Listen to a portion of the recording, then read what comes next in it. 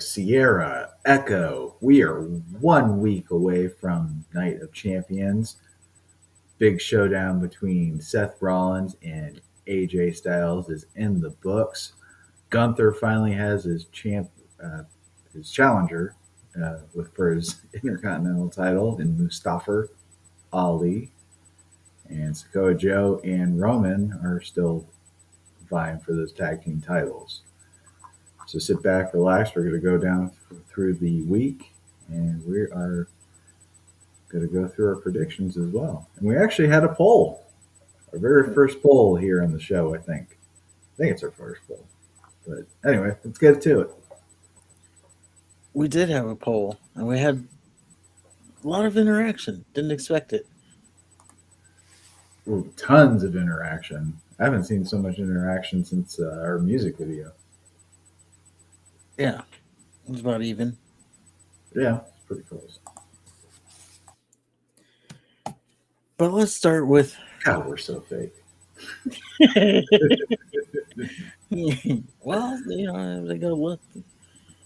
Obviously, this information is there to go search for. So if they go look for it, then they'll know. That's fair. But all that being said, thank you for all the people who did participate. Yeah, Much that is appreciated. awesome. Whether it's 100 or one, it's nice to have at least somebody appreciating what we do. Yeah, taking a little bit of time to indulge us. It's always nice. And speaking of indulge, I just want to take a second to say thoughts and prayers to the superstar Billy Graham. He did pass away this week, and he was a legend. He inspired a lot of my favorites: Hulk Hogan, Dusty Rhodes, Jesse with the Body Ventura, Scott Steiner, and he was actually inspired by Muhammad Ali. So Muhammad Ali might be one of the greatest of all time, in case you didn't know. In case you haven't heard of him, In case you haven't heard him tell you, right? So, but anyway, thoughts and prayers. He was one of those wrestlers that I wish I could go back and see him in his prime. yeah, I didn't know much about him, but I did watch some clips, and I can definitely see that he inspired a lot of people. Like you said, Ric Flair, Hulk Hogan. I saw them immediately in him.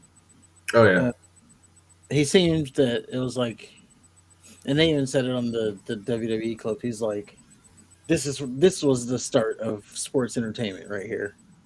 pretty much. He started off with Stu Hart's Stampede Wrestling, so uh, he learned fairly quickly to get his ass whooped because that's what Stu Hart did. And then I think he went to the AMA or AWA after that with Vern Gagne, and that's kind of where he perfected his superstar Billy Graham persona. And he got the Billy Graham part because he was a Christian, so the Billy Graham. So he stole his Yeah, name, and then Jesus Christ Superstar came out, so he stole the superstar part from that. Um, he went to the WWF once for a little bit, and I can't remember if he tagged with Dusty Rhodes then or if it was after that, but he did tag with him, and Dusty learned a lot of his promo style from Superstar. So, and if you, I mean, obviously you can hear Dusty in in Superstar and vice versa.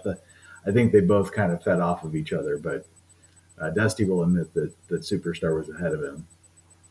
And then he eventually made his way back to Vince Senior's WWF, and at that time they were trying to transition away from Bruno, and they pegged Superstar to be the world champion after Bruno, and he ended up being the first heel to have a major run with the title. Like before that, it was just the baby faces like Bruno and I think Pedro Morales uh, and Hmm. good guys. Buddy Rogers was a heel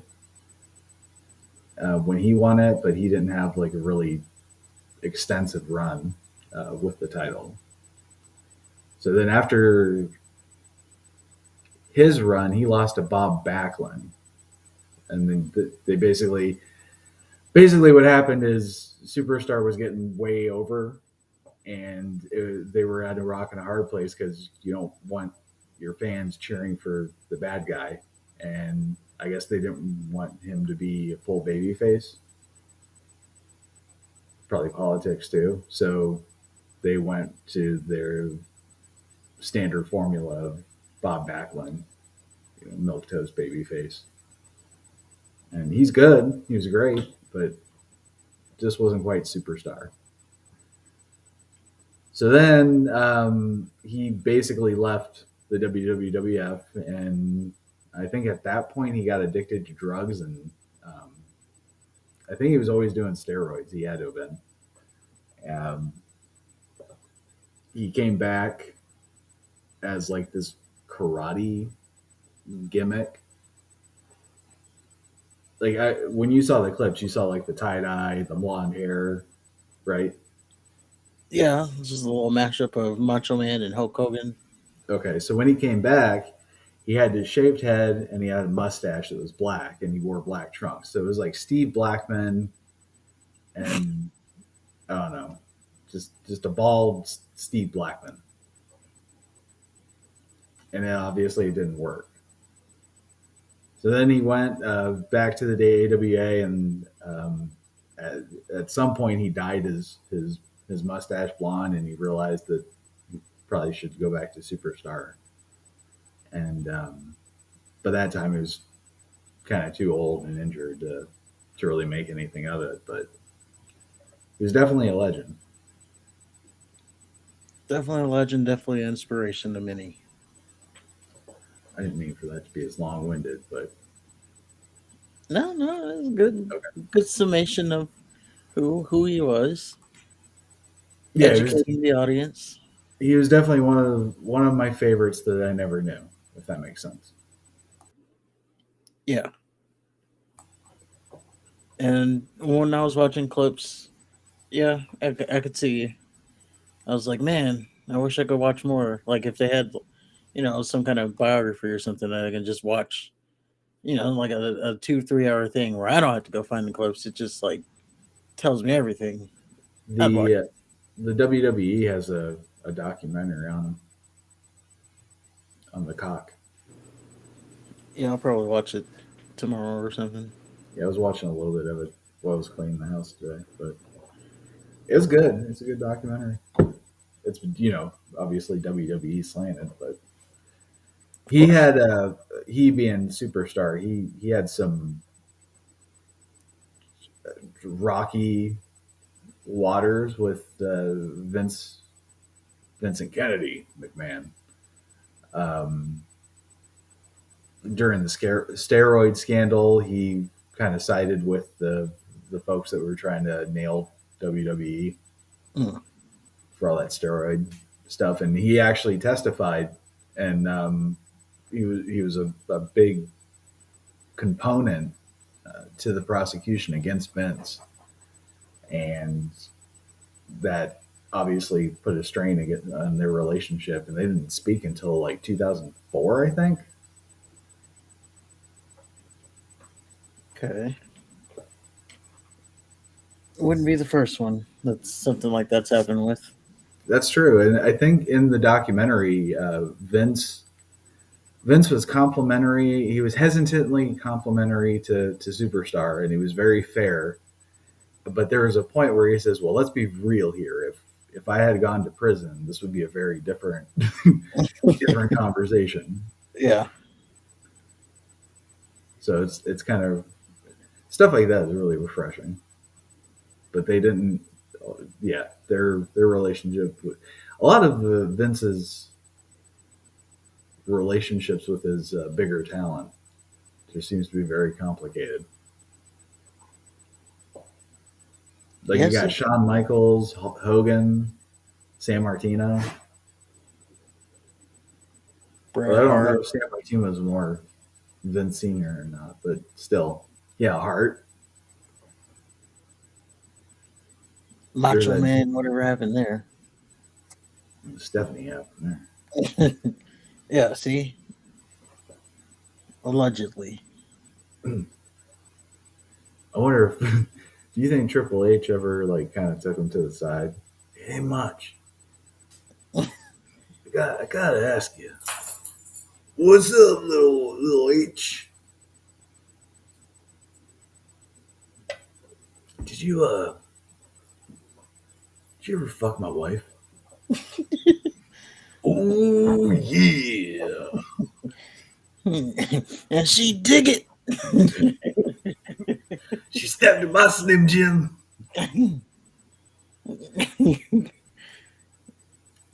Yeah. But on that note, I think we should get into the show Yeah, probably. overall.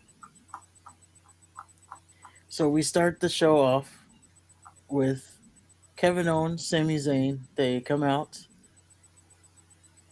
and they're talking about how they never thought they were going to get an opportunity.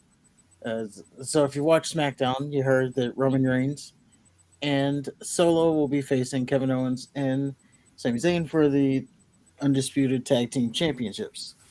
So Sami Zayn said he never thought he'd get this opportunity to face Roman Reigns again, and because of Roman Reigns' ego, he's going to get to do that.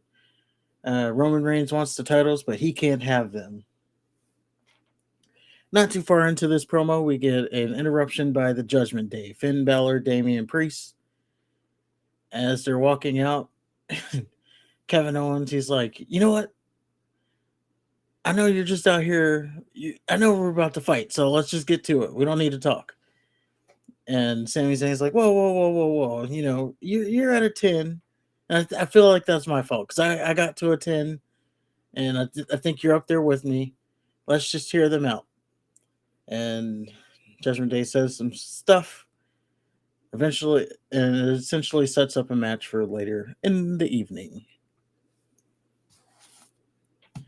We move on to our first match of the evening. It was Miz versus Shinsuke Nakamura. Not really much to say about this match, I would say.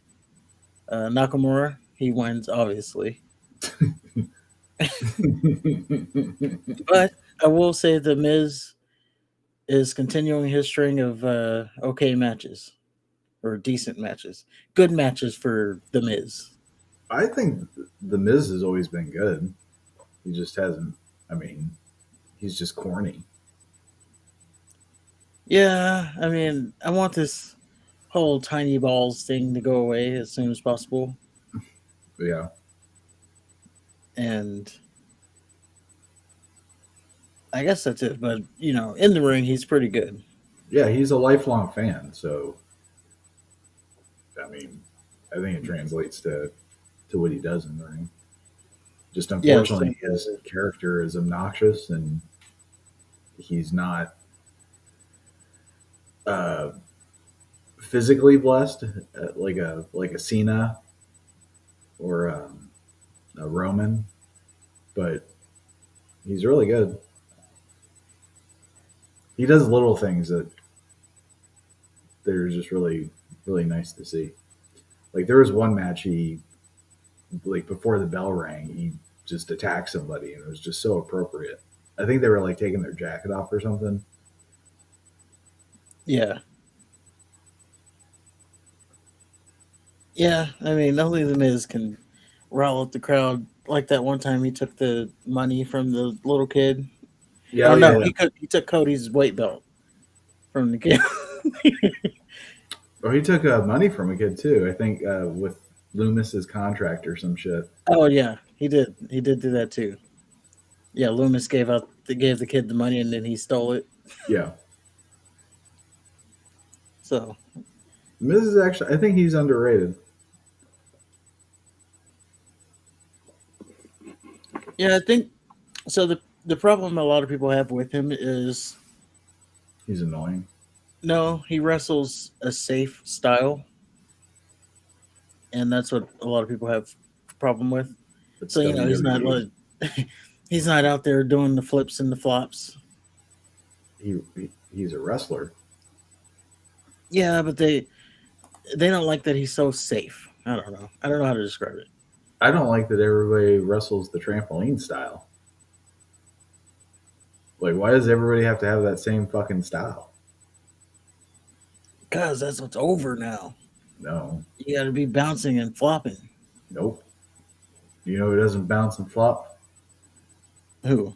The ring. Yeah. He sure doesn't. I mean, he makes people bounce and flop. Yeah, he sure does.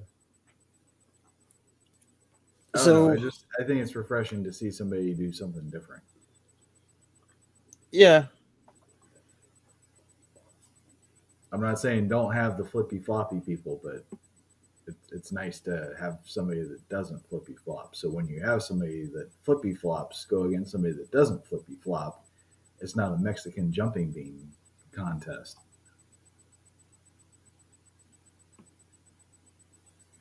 yeah, and then it just turns into some like choreographed. You might as well have judges out there like it's a gymnastics meet. That's how I feel about a lot of the WWE matches, especially the women's matches. They're they're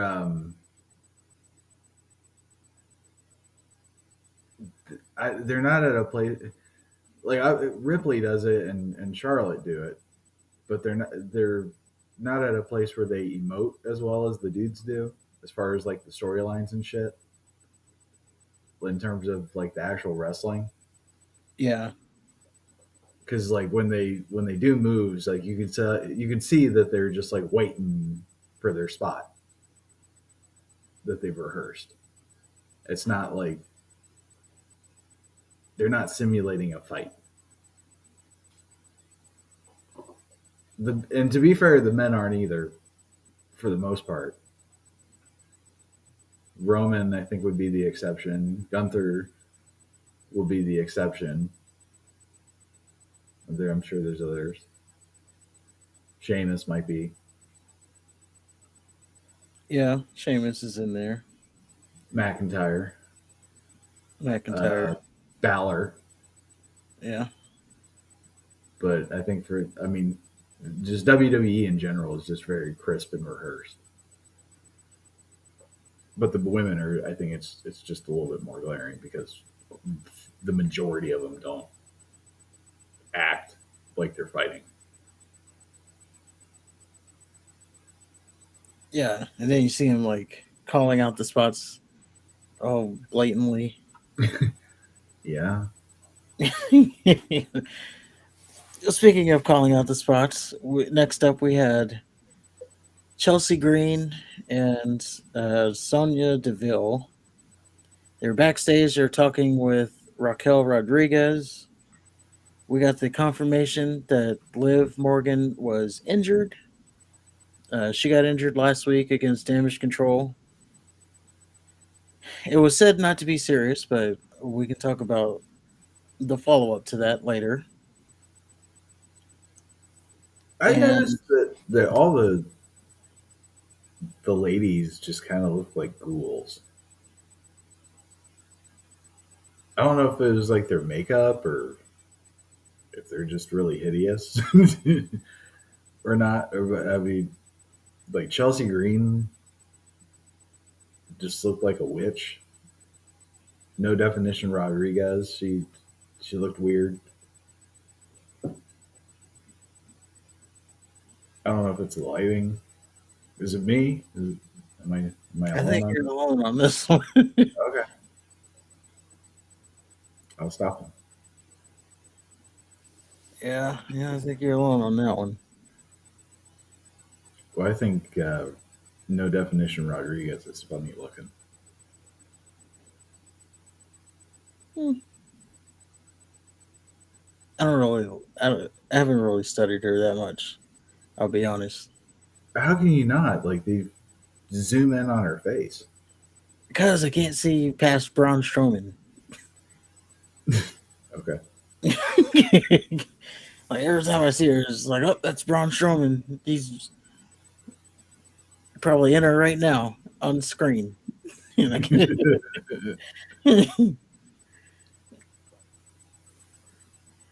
But after that, so yeah, we got the Liv Morgan confirmed she's injured. After that, we go to the ring. I messed it up. You The did. ring general. Gunther, he makes his Raw debut. In the black Now, trunks. He's back to black. was he? I Yeah, didn't know. I did. He's wearing the because before that he was wearing the I don't know, navy or dark blue trunks with the navy slash dark blue jacket. And now he's back to black trunks with the red jacket. Yeah, I didn't notice his trunk. I just noticed the red jackets because they're on Raw now. Mm. So they well for, before they even get to the ring, let's back up a little bit because there's something funny there. They're walking before the commercial. It shows them walking backstage. Akira Tozawa, he walks in frame, and they didn't even acknowledge him. And like he like he puts his hands to his side and gets really straight and turns around and backs off like I don't know. He pretended he was a tree and then walks off so that they couldn't see him. But it's just funny that he was walking one direction. He saw Gunther, and then he was just like, "Oh shit!" And then for them, and it was funnier because he wasn't acknowledged. Like Gunther didn't even look his direction. Well, if he was that petrified, why was he in the battle royal? Well, he was never gonna win. But why would he compete? I If don't he's know. at the point where the sight of the dude makes him turn tail and run, why would he volunteer to compete for a match for him with him? Because he knew he wasn't gonna win. He did the same thing last week with Rhea Ripley. So What do you mean? he so there was a segment we didn't even talk about it last week, but there was a segment where Dom and Xavier Woods they got into like a backstage deal where um, Xavier Woods was talking with Tozawa. Dom interrupts him, and then so they're together, and then Rhea Ripley walks up to Tozawa and he stiffs out of frame, because he got beat by her. He's like, I don't want any of that. God damn, I hate Ripley. Apparently, the crowd doesn't. I don't know. They're probably piping in that shit. I don't know. I haven't seen one person say I love Ripley. I mean, they get, of course, they pipe, but I don't think they pipe her. The IWC hates her. They pipe O. They pipe in O's. Yeah. That's even worse. Perpetuate that garbage. And then Triple H has the balls to act annoyed when they want to O on the announcement or the draft. Did he? Kind of sort of. He's like, oh, you're so close to the O. Took it I away know, from but me. then he said, "Go ahead and do it." Yeah, but he rolled his eyes. Maybe it's because it was Cody. Maybe. But yeah, so Gunther he goes out. They make their entrance. Kaiser says that he's the undefeated. He's the longest reigning undefeated. No, that was Gunther. Sorry, Gunther says he's the longest reigning undefeated Intercontinental Champion and no man on.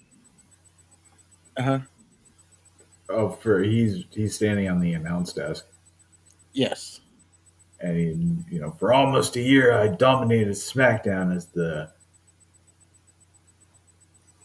longest reigning Intercontinental Champion in the modern era. And from this day forth, I continue my mission on Raw. But understand, no man here has been identified as my next challenger or has earned my respect. But one man can achieve both in just a few moments. And then he basically starts the battle royal. It was awesome. He stood up on the announce desk with his lapels above everybody. And Yeah. he said, nobody has earned my respect. That's important. It's not, you can't just beat Gunther. Anybody can, well, not anybody can beat Gunther. Let's be honest. But, I mean, you The can beat moral is you can beat Gunther, but you don't necessarily earn his respect, yeah. which I don't think it's still probably going to be the case here. So we get the battle royal. I didn't even write down all the eliminations I because didn't either. 90% of it was I someone saw, eliminates someone, and then the person who just did the eliminating gets eliminated by someone else, and this was just a string that kept going, so that they would eliminate someone, celebrate, get eliminated, next person. So all of the people you know who weren't going to win, like Massey and Mansois and Otis and Chad Gable, um, I saw Dolph the Viking Ziggler, Raiders. As soon as I saw the Viking Raiders, I hit the fast forward button. There's a lot of people, man. there was. It was just, it was dumb. We kind of started to get the start of a feud. So unannounced, you had JD McDonough in this battle royal. Also, Von Wagner was in there. So nice way to make their Raw debuts without any entrance and just being stuck in the middle of battle royal. So um, I forgot exactly how it went down, but I think Dolph Ziggler eliminated JD McDonough, and then JD McDonough helped Dolph Ziggler get eliminated, and then he attacked him on the outside, so it kind of sets up a feud. JD McDonough and Dolph Ziggler. Um, that's kind of irrelevant. But skipping forward to the end, we have Mustafa Ali, Bronson Reed, and Ricochet. Ricochet. They were the last three. Bronson Reed, he was being built pretty good in this match, I would say. I was kind of thinking that he was going to win. I was kind of getting excited. I'm like, oh boy, there's going to Right? be there's going to be some men meatness going on here. Gunther versus Bronson Reed would be very intriguing Yeah, you want to talk about hard hitting? because Bronson Reed. Gunther's not the usually the small. I mean, he did that match with Braun Strowman, but he's usually not the smaller guy. Yeah, and Bronson Reed has a good like slap chest. I don't know. You can tell it'll make some good sounds when his chest gets slapped. Right. And I then noticed. I noticed that Tozawa got eliminated by Corbin, so that should tell you really everything you need to know about him. did he? Yeah, he was the I first thought one eliminated, and he got eliminated by Baron Corbin. I thought Baron Corbin was the first out. Oh, No, he was the second one out. He got eliminated like immediately after that. I so believe it yeah. was by Bronson. So there you go. So the end of this match, we have Bronson Reed and Ricochet, they're fighting on the outside. Oh, back up real quick. There's another little moment, and this also happened during the entrance. Matt Riddle, he like, Flipped his pretty little sandals at Gunther. yeah. Ugh, So you better stay away. they're kind of I guess that's kind of teasing a feud, Matt Riddle and Gunther at some point. Now, Um, don't you find it kind of odd that he was handled by Sokoa Joe on Backlash, but then he just randomly shows up for this for this battle royal? He's just in. yeah, but he's a Raw superstar, so they had to get him back somehow. Okay. And I honestly thought he was going to win this thing, but due to interference from Imperium, just call this retaliation for the this slipper thing. Right. They help Riddle get eliminated. And I stood up and I applauded. No neon nail polish is going to have a chance at that Intercontinental title. Well, he's going to get a shot, but he ain't going to win it. Not against Gunther. Yeah, Gunther's too good for that. to get a shot, To wrestle Riddle, yeah. he's going to get a shot. No. He's got to. Riddle's. Him and his nails are getting a shot. Ugh. But yeah, on the apron we have so Bronson Reed he gets knocked out to the apron. He's fighting with Ricochet. Ricochet is trying to kick him off the apron. He's teetering. He's teetering. They're fighting for a couple minutes. And then Bronson Reed gets the upper hand. He gets Ricochet into a fireman's carry position. They're on the apron. And all of a sudden, out of nowhere, Mustafa Ali knocks them both off the apron. And Mustafa has won the Battle Royal. He has earned the right to go face Gunther at Night of Champions. It Uh, just so happens to I, be in Saudi I Arabia. forgot. Dang it. What? I was Did I going to take it say, from oh, you? yeah. I was going to say, oh, I forgot. Where was this match? Is it in Texas? Or, oh, no. Maybe it's in Detroit. No, not there either. I wonder where that crown jewel, where that Night of Champions match is taking place at. But yes, it is in Saudi Arabia, and we have Mustafa Ali getting his title match. You know, the funny thing is, What? Mustafa Ali is from Bolingbrook, Illinois. So he's not even Nope. Mustafa? He's in Zelina Vega territory.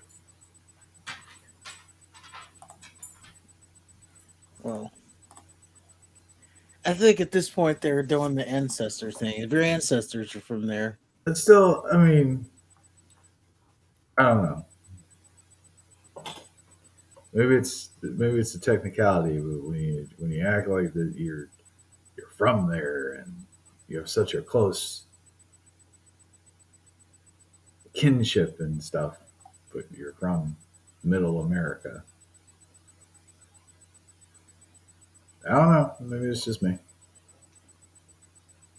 I won't make yeah, a big just thing out of it. except you already have. Except there's a segment in SmackDown, so I'll wait till then. Oh, all right. Um. So yeah, Mustafa he gets the dub here, and he is going on to face Gunther. He's not going to win, so there's that. Uh, when Well, we get, the we're skipping ahead a little bit, but the Boozer guy said that there's a title that's probably going to be switching hands. oh yeah, that's one of the news stories. Yeah, And logically, he said title, didn't say titles, unless he's playing. Oh no, I'm a little worried about this one. Is all I'm saying.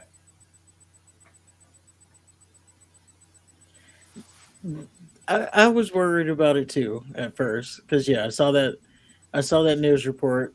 Oh, there's a and this is from yeah there's this profile on Twitter, this guy, anonymous source who's just been getting all this insider information right, and he said that there's a title that will be changing hands at Crown Jewel. Now that obviously And doesn't mean and the person will be moving on to bigger and better things. yes. That obviously doesn't mean that the world heavyweight championship because it's not changing hands. So you only have another handful of titles that can change hands. Really, just the tag team titles and the Intercontinental title at this point, isn't it? Yeah, Uh, there's three titles up for grabs. Maybe theory. I don't know, man. They didn't have. I think he just talked some shit. He didn't really. Yeah, he's not on the card yet. Yeah, So and yeah, Rhea Ripley, she's not going to lose to Natalia if that match is made official. I don't see Bianca Belair losing to Asuka. Yeah, Bianca's not losing to Asuka. And I don't see, even if she does lose to Asuka, what bigger and better things is she going to go to? So all I'm saying is I'm a little worried about this one. And it's not that Gunther's going to lose and go on to bigger and better things. It's just that he's going to lose to Mustafa for no reason. Well, the only way I can or the only reason he would be losing is to go on to heavyweight title program with Seth Rollins. Right. But you're gonna have him lose to Mustafa, lose his title, and then go against the newly minted champion, who's not likely gonna lose his first feud. Right. So I don't know, but I guess putting him in the title picture is is good enough. I don't know.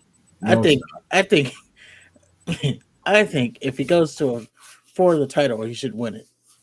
So, like, you're building him up to be the next champion. You're not building him up to be fodder for Seth Rollins' title run. Yeah, I think he needs to have like a dynasty type run. Like if I was booking Gunther, he would be like like the karate movies where they do the tournaments and like there's always that British boxer that's been number one for years and they just can't beat him. But then it's always the guy from some unknown village that can't rub two Yeah. sticks together that beats him. Yeah. Yeah, so that's how I would treat Gunther.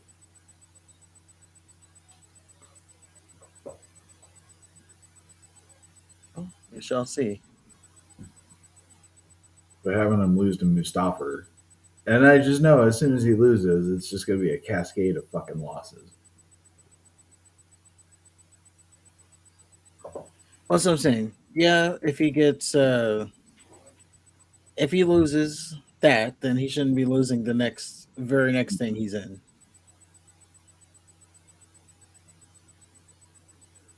Yeah, I'm worried about this one. I would rather, I'd rather see Roman have all the fucking belts than Gunther lose to fucking Mustafa. Well, maybe there's going to be some fuckery to it that kind of saves face, and then that moves him on to the bigger, better thing. maybe that would. I guess it depends on how they do it. I guess yeah, we'll have to wait and see. We will see. But before we go to the next segment, there was this little backstage segment that I wanted to point out. Speaking of Gunther, so this was on the other side of the commercial. So like right after they came back from commercial, he's talking backstage with Mustafa Ali. I don't know if you saw this. Yeah, He Mustafa's he's elated that he won. He runs into Otis and Chad Gable and um, wasn't there some chick? Maxine Dupree. Yeah, and he basically said, "Oh, I used to be losers like you, but then I got the power of positivity." And they're scowling, and then goes about his business, and then he runs into Gunther, and Gunther shakes his hand and he says, "I want to congratulate you, but I feel bad for you because you're going to travel halfway across the world to suffer the greatest defeat of your career and the beating that comes along with it." Yes. Like who tells someone that you're about to suffer the greatest loss of your career and the beating that comes with Yes, it? Like he had to slip that in. Oh, not just the greatest loss, the beating too. right. Like just as equal part, the beating. And then Mustafa comes back with, "Well, I feel bad for you because I'm actually going to win and humiliate you." And then Gunther, of course, laughs at him, and I did too. Yeah. But yeah, that was just such a funny line It was that I great. wanted to point It's that out. like, yeah, congratulations, but you're gonna travel all that way to be embarrassed and get your ass whooped. Just so you know. Yeah.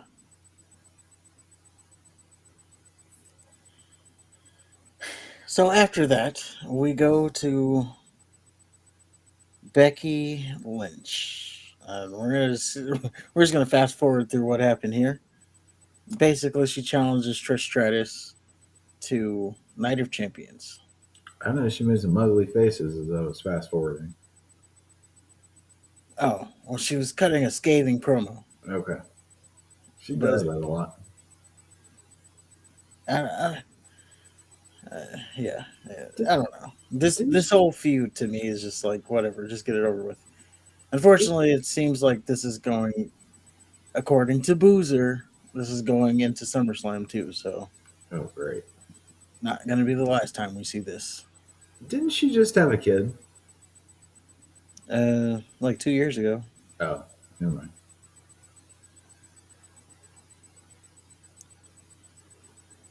After that, we get a segment. Rhea Ripley and Natalia. Uh, Rhea Ripley tells Natalia to stay out of her business, or this would be the worst mistake of her career. And she leaves, and Natalia is looking out and thinking about her life choices. I guess I don't know. Who cares? I don't know. Ripley didn't see that Diva show that Natalia was on. I didn't either. Not one bit of it. I think that would be the bigger mistake than facing Ripley.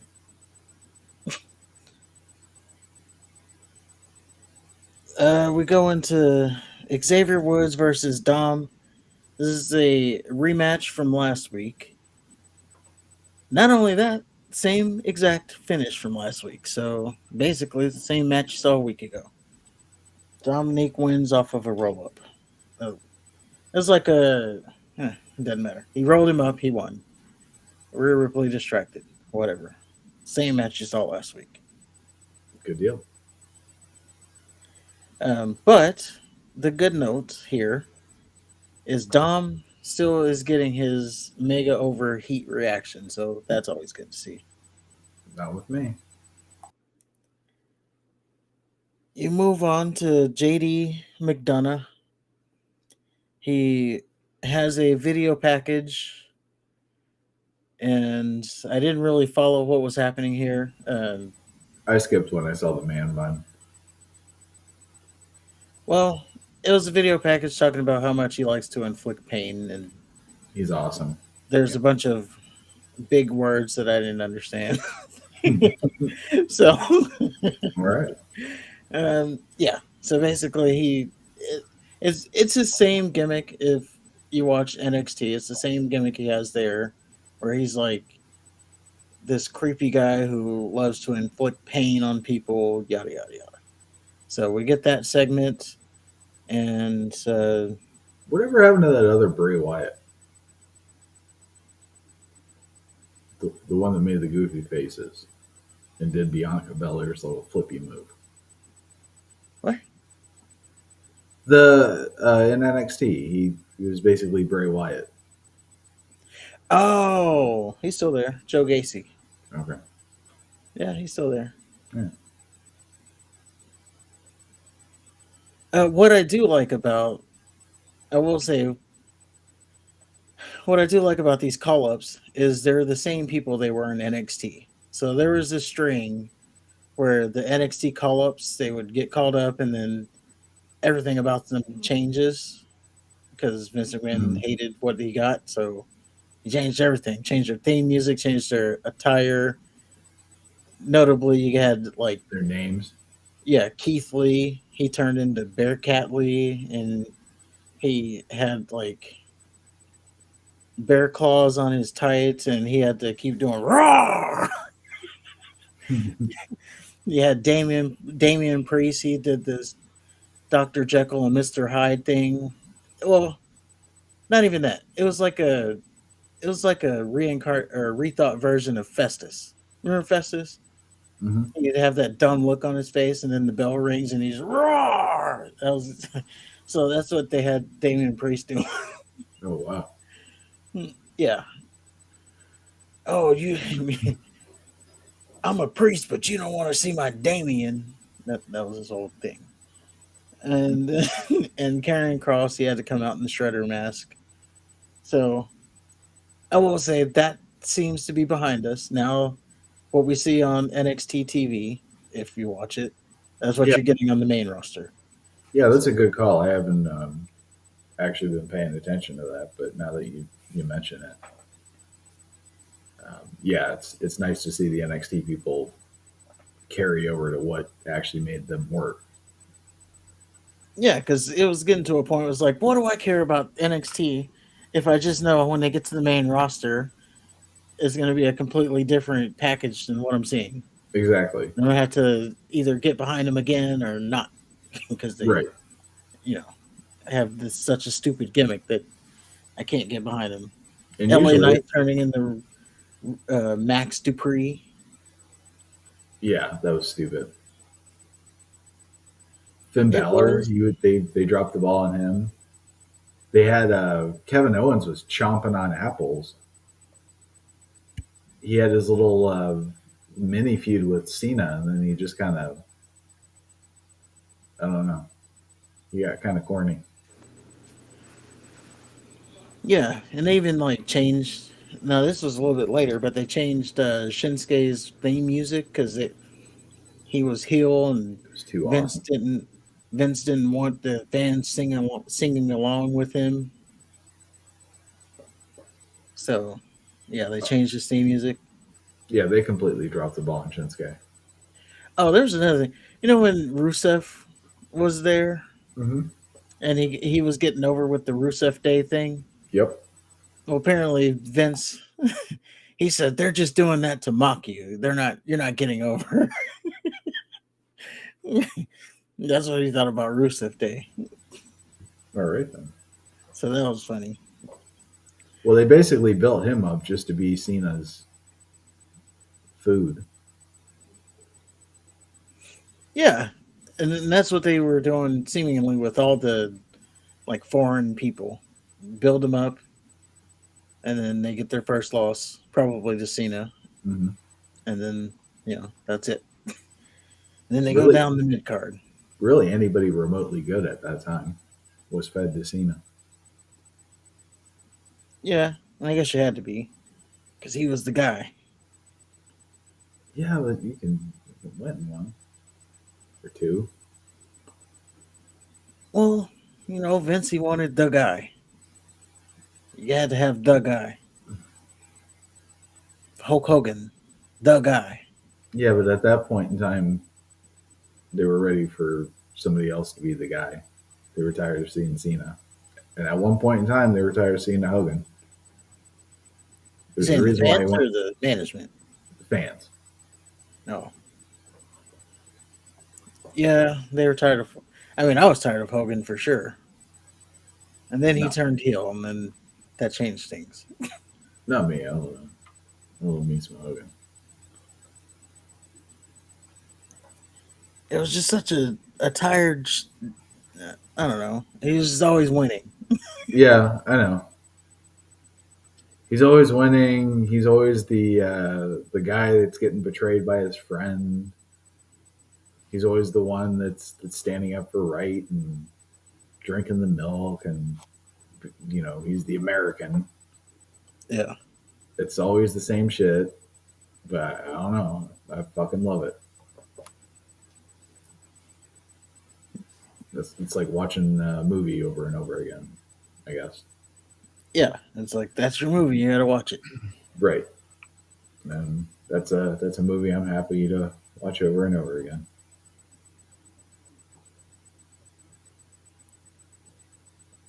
Well, what you probably won't want to watch over and over again is this next segment. We have Endo Share, which is Veer and Sangha.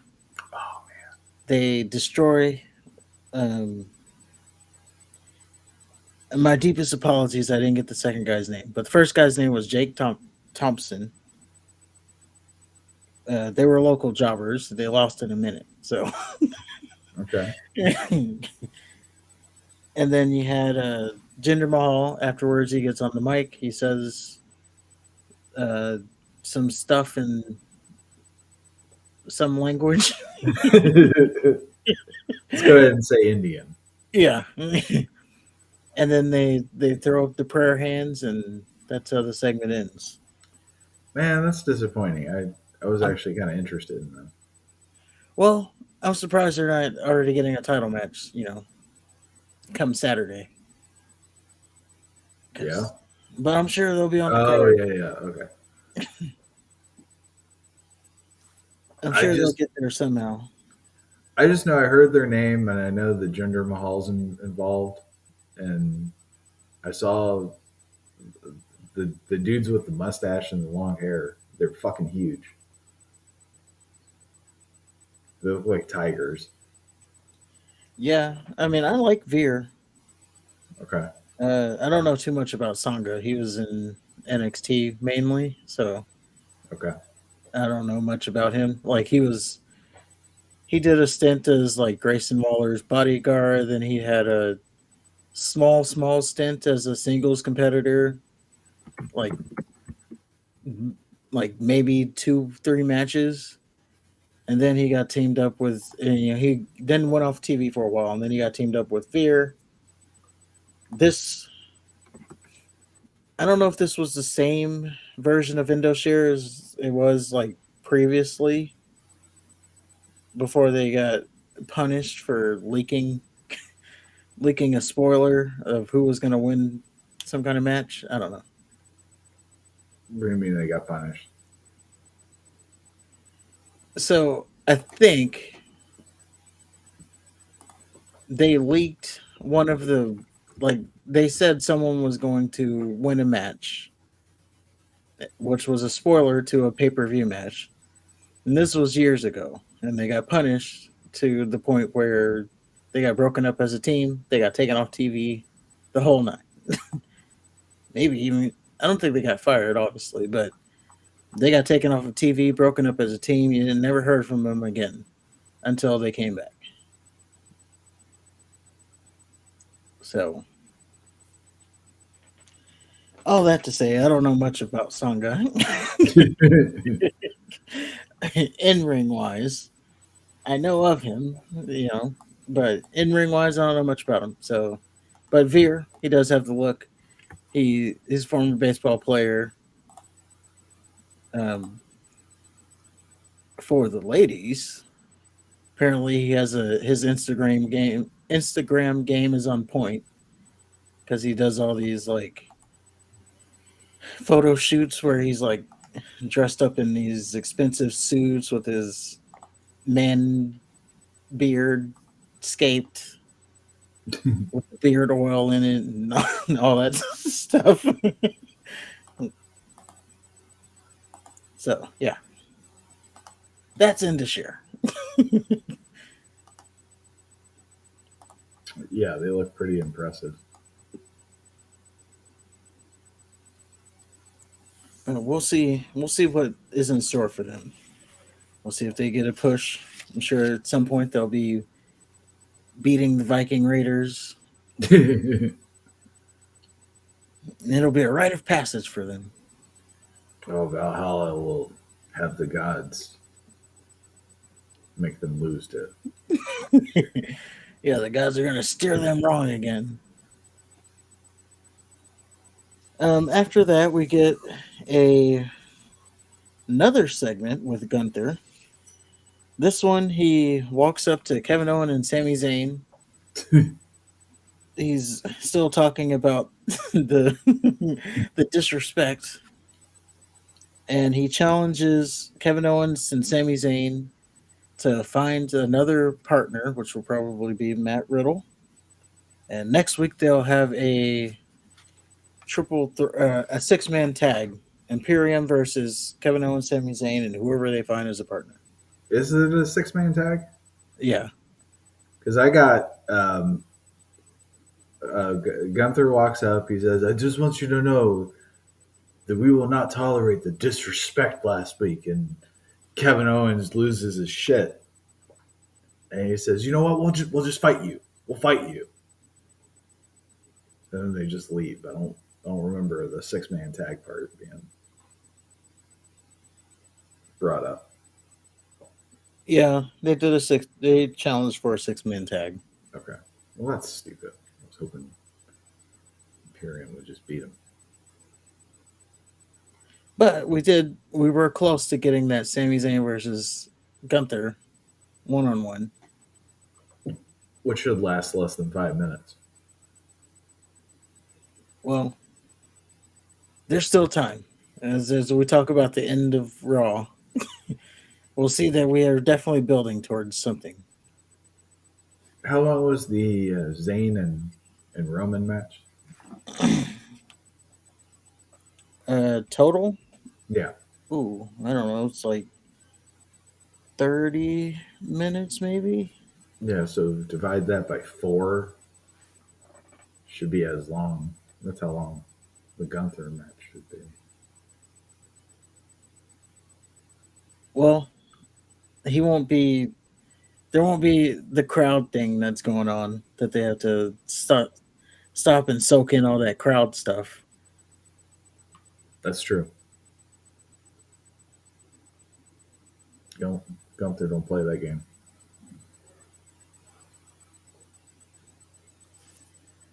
And we then move on. We got a Cody segment. Cody, he comes out. He gets one of the loudest O's I've heard in a while. So you can Yeah, it tell was that probably the was loudest one since WrestleMania. yeah, you can tell that wasn't piped in, or maybe it was. I don't know. Now you can't trust him. Um, he talks some stuff.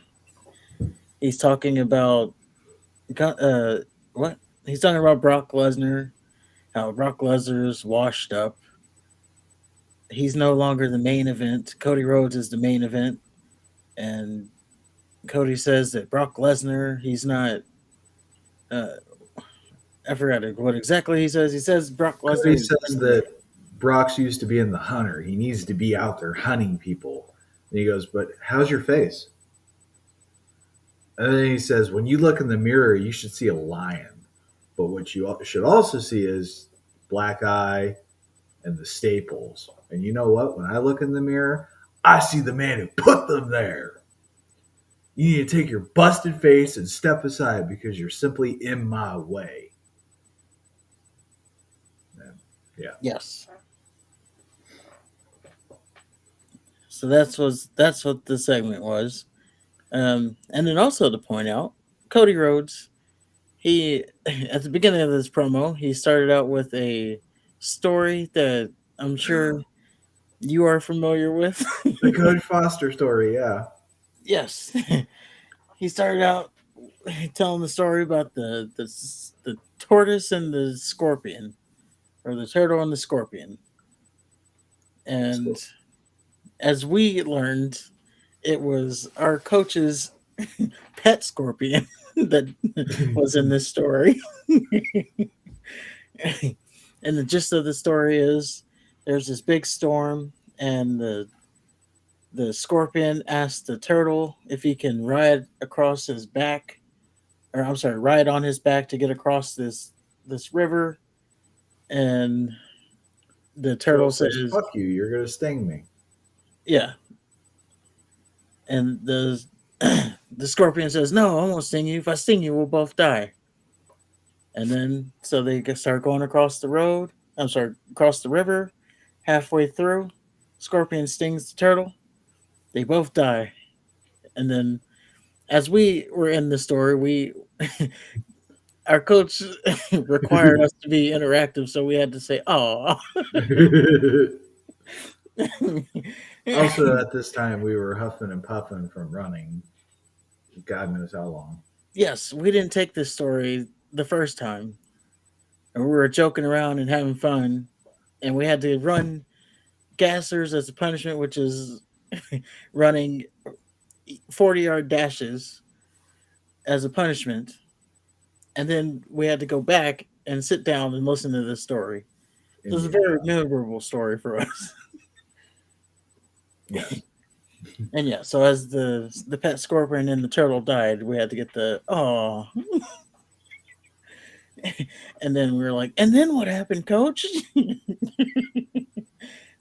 Well, I'll tell you what happened.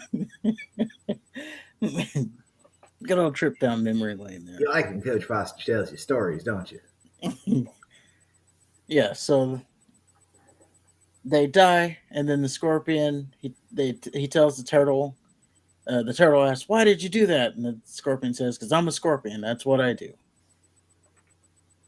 So that's the story that Cody told on his promo, and that's one we were already familiar with. Yeah. From what I gather, the story is that Brock Lesnar is the best, but his time's ending. Cody's there to be the best now. Yeah, that seems to be what this feud is about. I I like how he's kind of shit talking though. Like, how's your face? I did this to you. Kind of makes me a little apprehensive as far as the selections. We'll get to the predictions later, but I don't know. He's getting a little over cocky. Well, if it will help your predictions, this apparently is also part two of three. So this apparently they're gonna run this back at SummerSlam too. Okay, so that kind of solidifies that. All right, so after that we have Zoe Stark. She is in a backstage segment. She's talking to Nikki Cross, who is not acknowledging her. She's calling her a freak and a crazy person. In walks Candice LeRae. She says, "Don't talk to my family that way." And I guess this sets up a match for them for next week. Um, and then we go on to another women's segment. Raquel Rodriguez, she was in a singles match against Chelsea Green. Going back to that prior segment, she wins. Again, she's alone because Liv Morgan is hurt, but she wins. She's celebrating going down the ramp, and she stops at the stage, and she's still celebrating. Out of nowhere, Ronda Rousey and Shayna Baszler come out of nowhere and attack her. Uh, Ronda, she does like a shadow kick, and her knee buckles. That's what we're saying. It's almost like she blew her ACL out, but she didn't because she was still walking. I thought it was weird that the trained MMA fighter fell over doing a kick. That's all I saw. Yes, that was the very kick I was talking about. So she was kicking Raquel in the knee, and her knee buckled doing the kick to the knee. Yeah, it was poor form. Yeah, I was embarrassed for her. yeah, it was, and it was also a gift. I Is bet it was. That seems to be a recurring thing with her. Yeah, she comes back 10 minutes. She's already getting gift.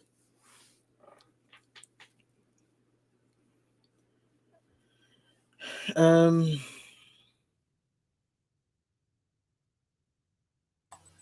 I We get a missed. backstage segment. Gunther shakes Heyman's hand. Looks like there's some sort of agreement. They don't really go into details there.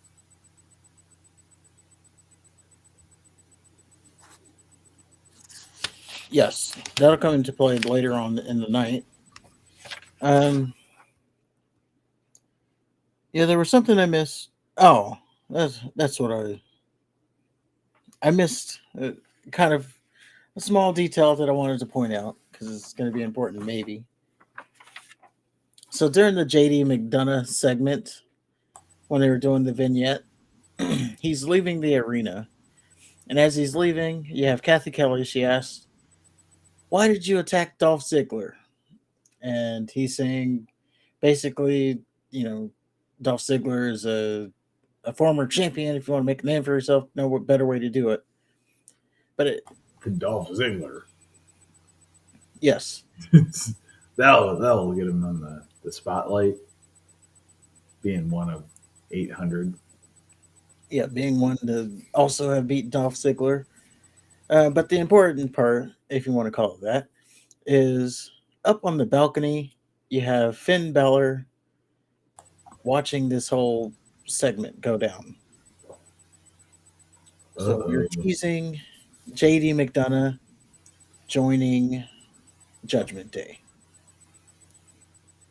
And it is a good time to also mention that we did have a report that Imperium may be also getting a member.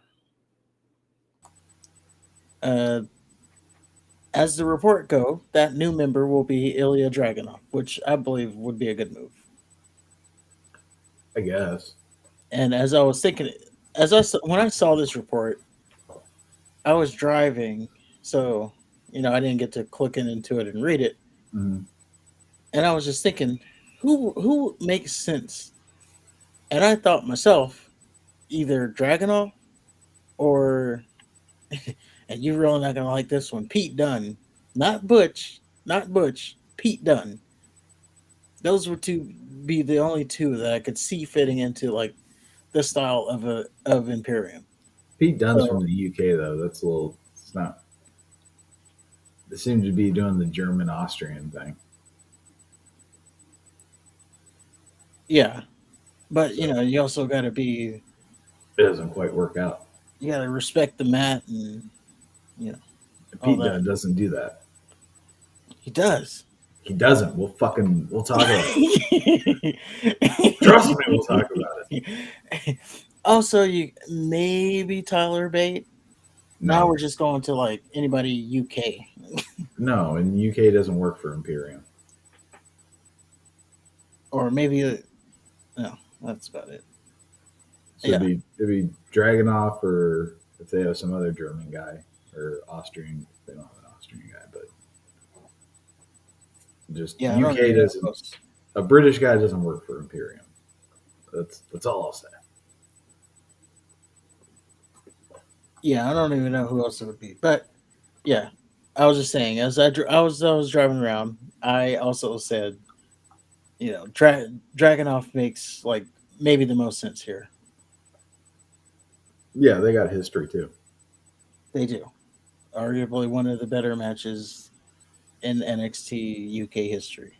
Well, probably you can say it was the best match in NXT UK. Although I would put Pete Dunne and Tyler Bate up there with it. I don't know. It might be the best NXT match, period, for me. Okay. Good thing you put that disclaimer in. What would you say is better? Oof. I don't know. There's a lot of good matches, great matches. There's NXT. a lot of good matches, there's a lot of great matches, but this is the Walter Ilya Dragoff match. That was a fucking modern wrestling match for one, and they beat the fuck out of each other. Like, there's no way that, aside from the fact that you know that it's fake, if you didn't know it was fake, that there'd be no, like, it'd be one of those matches that you couldn't dispute. You know what I mean? Yeah, There's no silly shit. They just competed.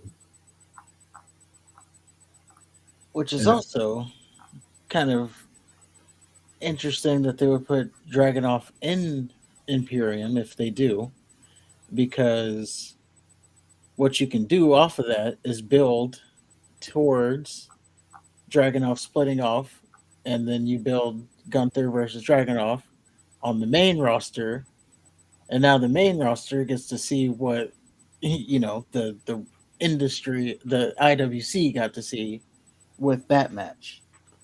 would they allow them to have that type of match on TV though? Uh, Or not I think they, necessarily TV, but you know what I mean? Like for the main audience. I think they would Okay. give them the proper time. Yeah, you just like have that match on the main roster. Forget about it. Both of those guys would be superstars. Well, I wish they would just have him come out as like an old rival, looking to take down Gunther versus having him just arbitrarily join Imperium. Imperium needs some work as it is. They don't need to be expanding. Like Kaiser and Vinci, they need a come to Jesus meeting or something because they're just losers right now. Entertaining losers, but losers nonetheless. Yeah, they're just the goons. So I think it's a little silly to add another person when you're not established with the roster that you have currently for them. Yeah, we'll see how it plays out. Yeah, and Judgment Day, whatever, fuck them. Okay, well, I just thought it was worth pointing out that they're both expanding, and you got Dragonoff and McDonough being the expansions. So it's kind of interesting to see where each of their careers go based off of being grouped with who they're grouped with. I will admit I'm not that big of a JD McDonough fan, if any at all. He doesn't look very imposing. Yeah, he just doesn't do it for me at Yeah, all. Like his shoulders are weird. I don't know. They've just been slurping this guy ever since he came in. Oh, I'm doing the head motion here of slurping. Oh, Shawn Michaels so high on this guy. Oh, he's just going to be the next modern day Shawn Michaels. And well, I don't know if they ever said that, but Shawn Michaels so high on this guy. He's got so much potential. Oh, he's just the next this, that, and the other. He's going to be a multi-time world champion. I'm still doing the head motion. well, Shawn Michaels' brother is Quincy Elliott, so it's really He hasn't been on TV in, or well, I don't know if it's he. Let's just move on. So we got before I get canceled. Uh, Next segment is the main event. The main event. That is Kevin Owens and Sami Zayn versus the Judgment Day, Finn Balor and Damian Priest. So this match was so overbooked. Oh yeah. So overbooked. So in this match, we had Paul Heyman. He comes out. Now, why is Paul Heyman there? He's a SmackDown guy, you say. Well, he had a visitor's pass, which gave him the right to be on Raw. Apparently, that's all you need. Either that or a hoodie. Yes. So Paul Heyman's out there. He's on the phone talking to Roman Reigns. And Dominic Mysterio and Rhea Ripley, they come out there for a distraction. And also, if that's not enough, Imperium was also out there. All eyes on Kevin Owens and Sami Zayn. So through all these distractions, eventually, Judgment Day, they pick up the victory. Coup de grace, Finn Balor to Sami Zayn, and boy, did he stick the landing. And Again? that, yeah, he landed straight on. Well, Oh yeah. Okay. I'm sorry. I thought that was like yeah. That was the most awkward coup de grace I've ever seen. yeah, like he did momentum. He like stuck right there when he jumped on him. The weirdest thing though is it didn't look like it hurt. It's Well, just he knows how to land. true, but I don't know. It was really weird.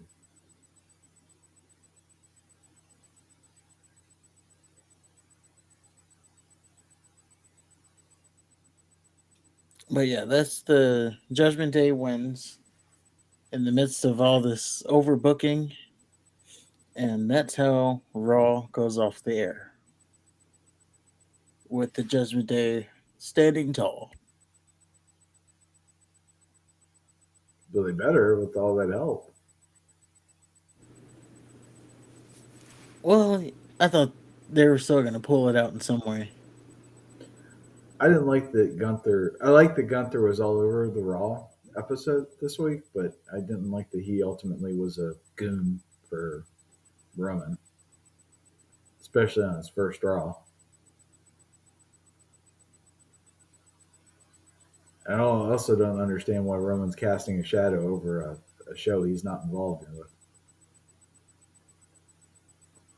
Well, it's building towards the title match.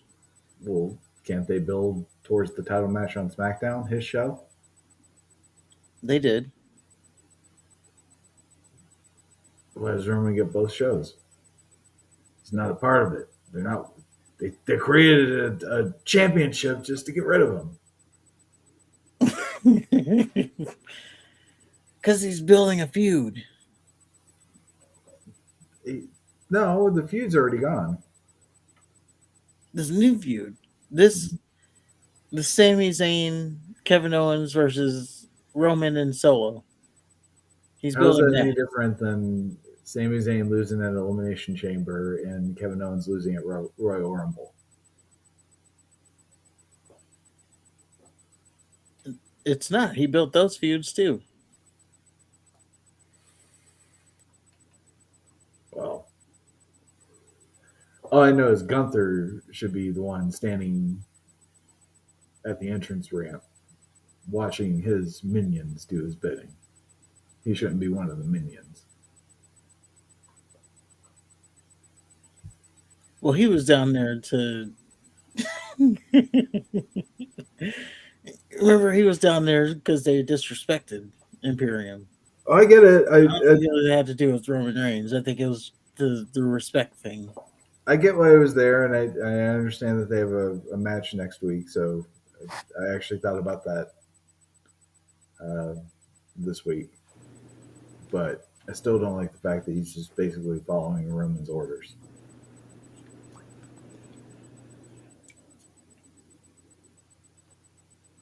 Okay.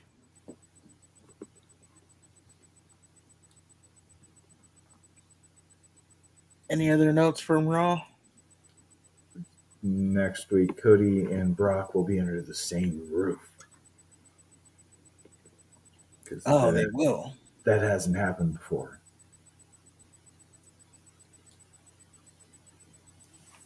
Well, we'll be.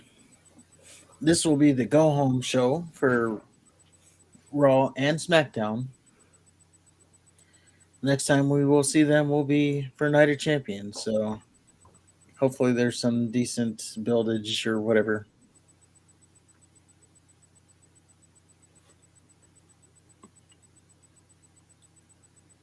So we move on to SmackDown. SmackDown.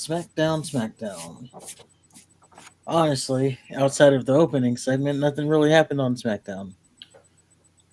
There's a couple things, but not. Yeah, the main event was definitely the highest point. Then it just kind of teetered off from there. Yeah, so we open the show. Roman Reigns, he comes out, does his entrance, tells wherever they are to acknowledge him. And before he says anything else, out comes Kevin Owens and Sami Zayn. Sami Zayn, I'm sorry, Kevin Owens, he comes out, he immediately throws down his title because he wants to fight. Roman, he gets between, or he gets behind Solo to stop Kevin Owens, and he's like, "I want to talk," and he was like, "I'm glad you're out here because I wanted you. I was going to call you out here." It was just funny because he wasn't, but he's like, "I was going to call you out here because now's your time. You can acknowledge me, and then hand me the titles, and then get out of here." That's what Roman says to Kevin Owens and Sami Zayn. Um, I went a little out of order here. That's when Kevin Owens drops the titles, and Roman says, "You know what? I don't want to talk to you anyway. I want to talk to Sammy." And he says, "I've been through ups and downs in my career, but my biggest regret was dealing with you, bringing you to into the bloodline." That's what he's telling Sami Zayn. Sami Zayn, he gets on the mic. He says basically the same thing. This was my biggest regret of my career was not hitting you with the chair sooner.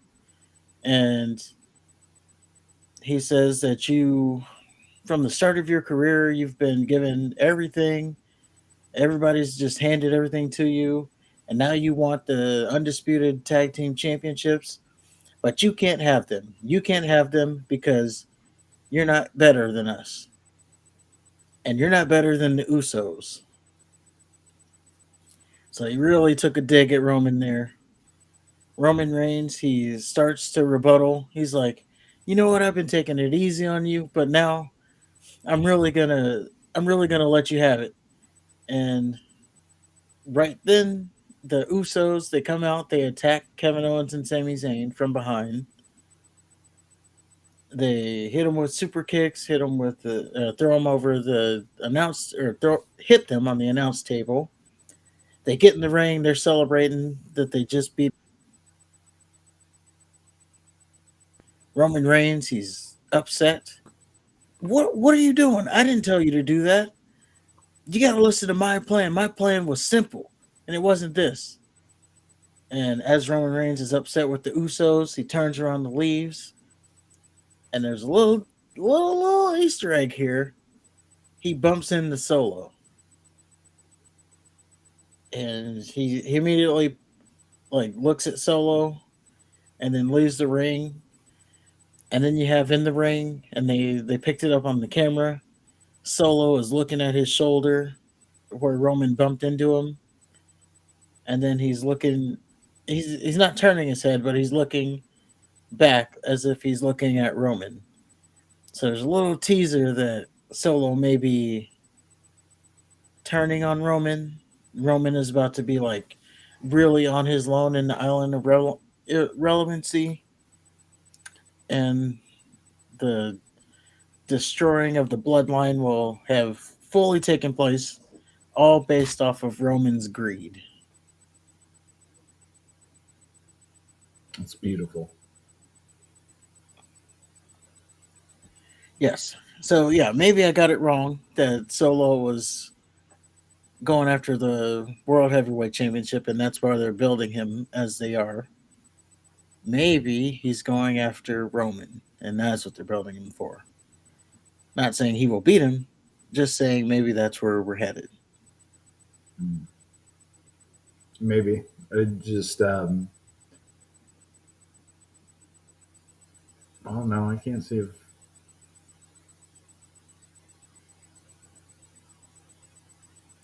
I'm trying to think of any reason why there wouldn't be, but it kind of seems like they're retreading some of the storylines though, like with the Usos, kind of seemed like a retread of what they did with Sammy. Yeah, it is pretty much the same. So with Joe, are they going to retread the Samoa Joe storyline, or are they going to retread the Jey Uso storyline?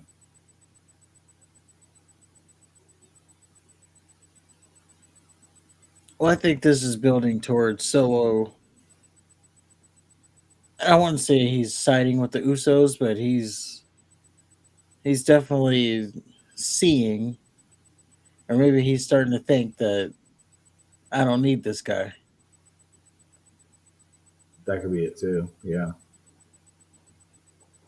And then yeah, and they're gonna get to a point where Roman is gonna get turned on. I don't know if Solo goes solo after that, or I don't know if he joins the Usos. You have some people who think this is like phase two of the bloodline is the bloodline without Roman Reigns, and it's just Usos and Solo, the actual bloodline because they're all brothers. But it's interesting to see where they're going to go with that.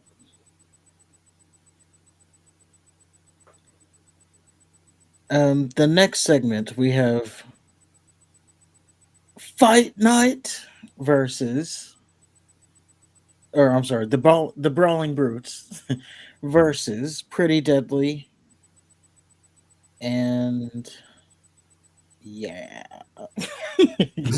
what do you think of what do you think of Pretty Deadly?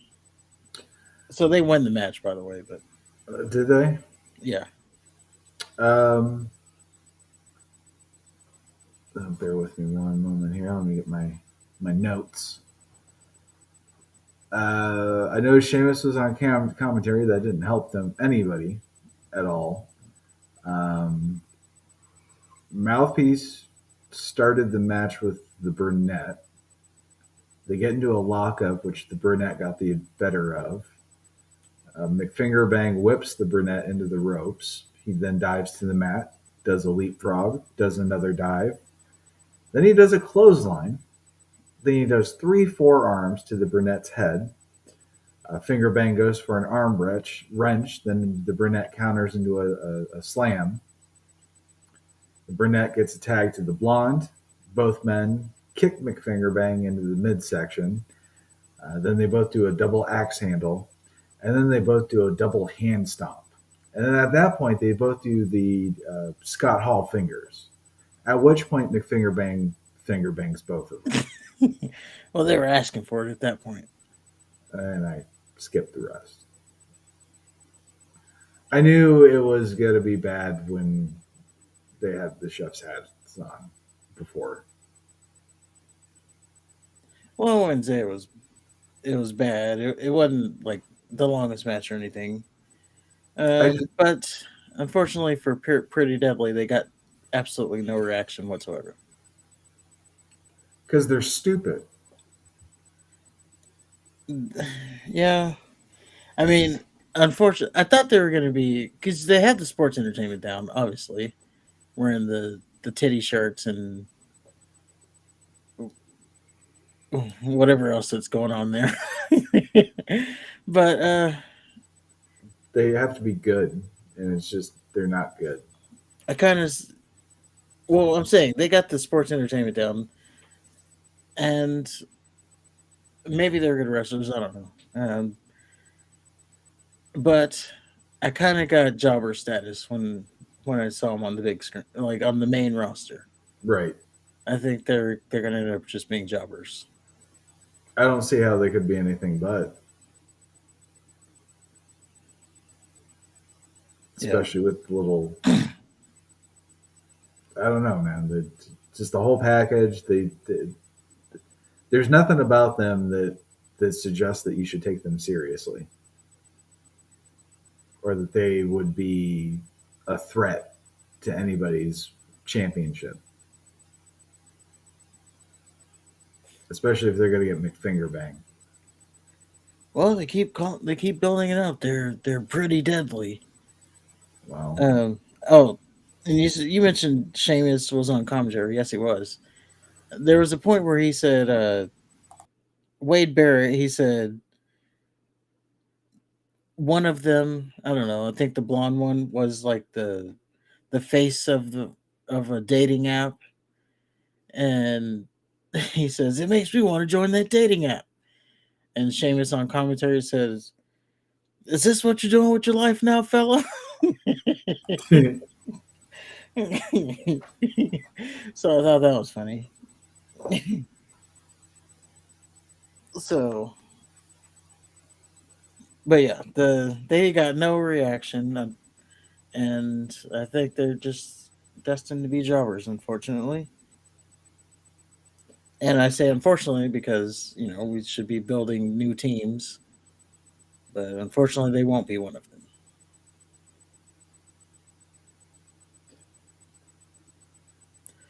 We move on next to Oscar versus Zelina Vega, the pride of Puerto I Rico. am a real American.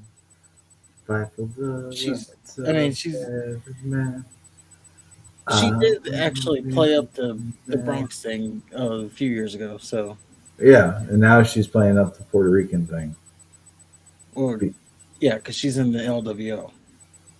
And yeah, it's her But people. it's like you said, when you get around people of the same culture, and then you like switch, you try to go, you try to act like you're with them. I don't know, just some of the terminology she used, and obviously WWE's feeding into it, and they replayed her stupid fucking crying. Yeah, it's one of the most special moments you will ever see. And she said, she came out of Backlash a winner. Did you? Because you don't have the titles. Is that what winning is now? You lose. And I have no idea why this 95-pound bitch got so much offense on Asuka. I don't know, but I did think it was a decent match for I don't know the 2 to 3 minutes that it was a match.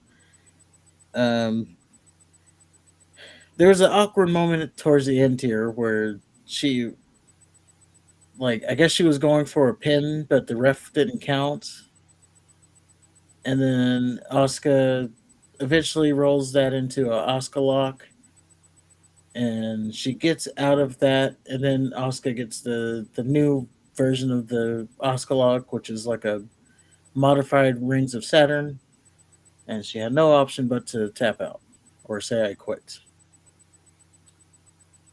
Asuka, she remained in the hold. She kept the hold on. Out comes Bianca Belair, and Bianca Belair for the save. Asuka's outside. She goes to miss Bianca Belair, but she doesn't get all of it. She gets some of it. I guess she didn't get it in Bianca's eyes, and that's how the segment goes off air. So I'm pretty, if I remember, this is exactly what the build was to WrestleMania. Like, what color mist is Oscar gonna use? Well, they said that she had a experimental chili powder or chili pepper mix, Yeah, she did. which it's bothered Bianca Belair, but it was okay for Asuka to just have a whole bunch of chili pepper in her mouth.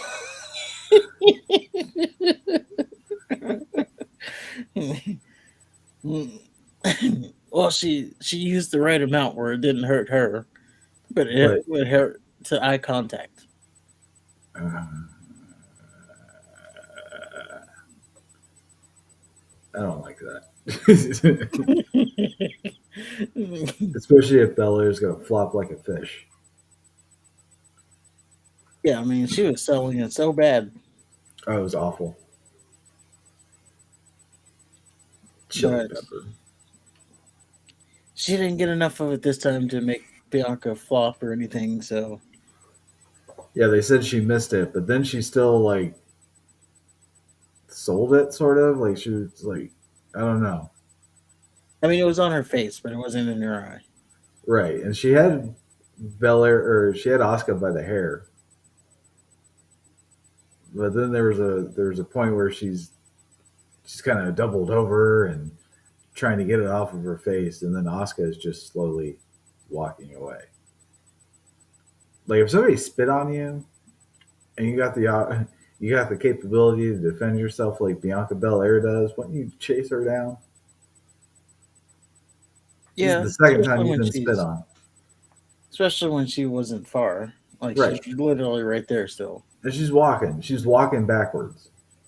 Yeah, and you didn't even go after her. You just got that look on your face, Didn't like, even get out of the ring. Didn't even make it look like you were going to get out of the ring. yeah, she was in no hurry.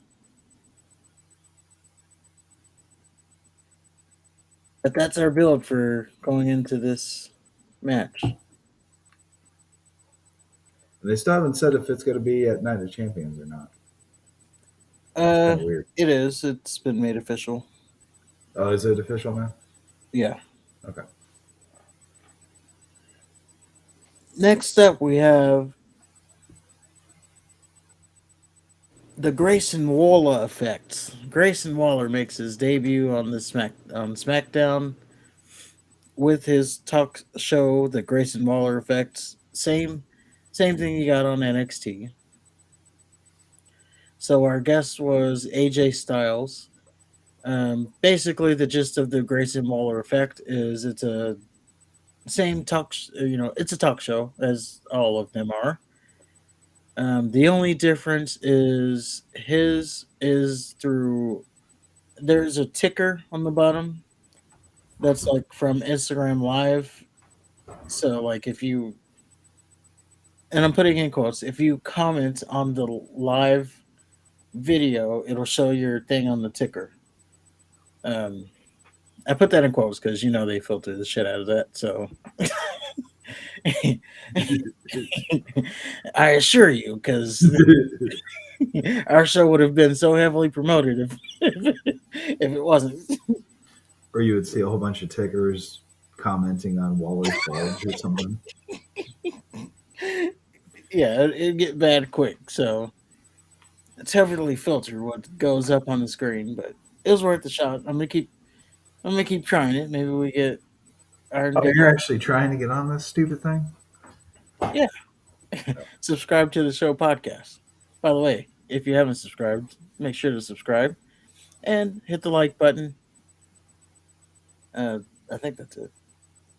But yeah, if I can get our name on the ticker and just say subscribe to our channel, then you know, think it would be good for business. I don't know. Being seen on the Waller effect. Ugh. Well, we're a wrestling show. We're being there. Yeah, but we got to have some sort of standards. Well, there were some other people on there that it was AJ Styles. He's talking about how he hasn't missed as much time in his career ever with this injury, and he knows Seth is out making a movie, but he will. He knows Seth will be ready. He'll be ready, and he's gonna win the title. And underneath the ticker, if you, what I was doing was reading the comments. You had one from Stu Bennett, so Wade Barrett. He He said something on it. And then you had another one from an anonymous. You had another one from an anonymous user.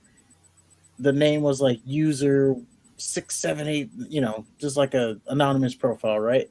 Hmm. And it said TikTok. Oh no. Yep. Oh no. So Karrion Cross is picking AJ Styles to beat him next. Oh no. Karrion Cross is going to job to AJ Styles next. He has picked him, and then they even did a promo segment later on that had Karen Cross hold the terror card of AJ Styles. And the only thing good about that was Scarlett, Yeah, but she was wearing too much. yeah, she was wearing a little too much there, but Yeah. it was just funny that on this Grayson Waller effect, I saw the TikTok. I was like, oh, Yeah, he's yeah. picking who he's lost to next. It's funny he called he he's labeling AJ as his next target, and he did it with a straight face. Yeah, I'm like, you don't get it, do you? Next up, and then at the end of the Grayson Waller effect, there was no physicality or anything, but Grayson Waller, he says he looks forward to hearing and new world heavyweight champion Seth freaking Rollins, and then he stares down AJ Styles. And after that, we go to a segment. We have the LWO. They're all talking backstage. I don't know what they said. Oh, give me a second. Okay. Not sure what the LWO was saying backstage, but they were saying something. And yeah, that's pretty much that segment. Next up, we have the Street Profits versus Rick Boogs and L.A. Knight. Yeah. So the Street Profits, they make their entrance. L.A. Knight, he makes their entrance. And L.A. Knight, he says gold is in his future. And that means the tag team titles are not safe. And he says that he can beat the Street Profits with anyone. And he has chosen Rick Boogs as his tag team partner. And he says that he will lead the team to victory. So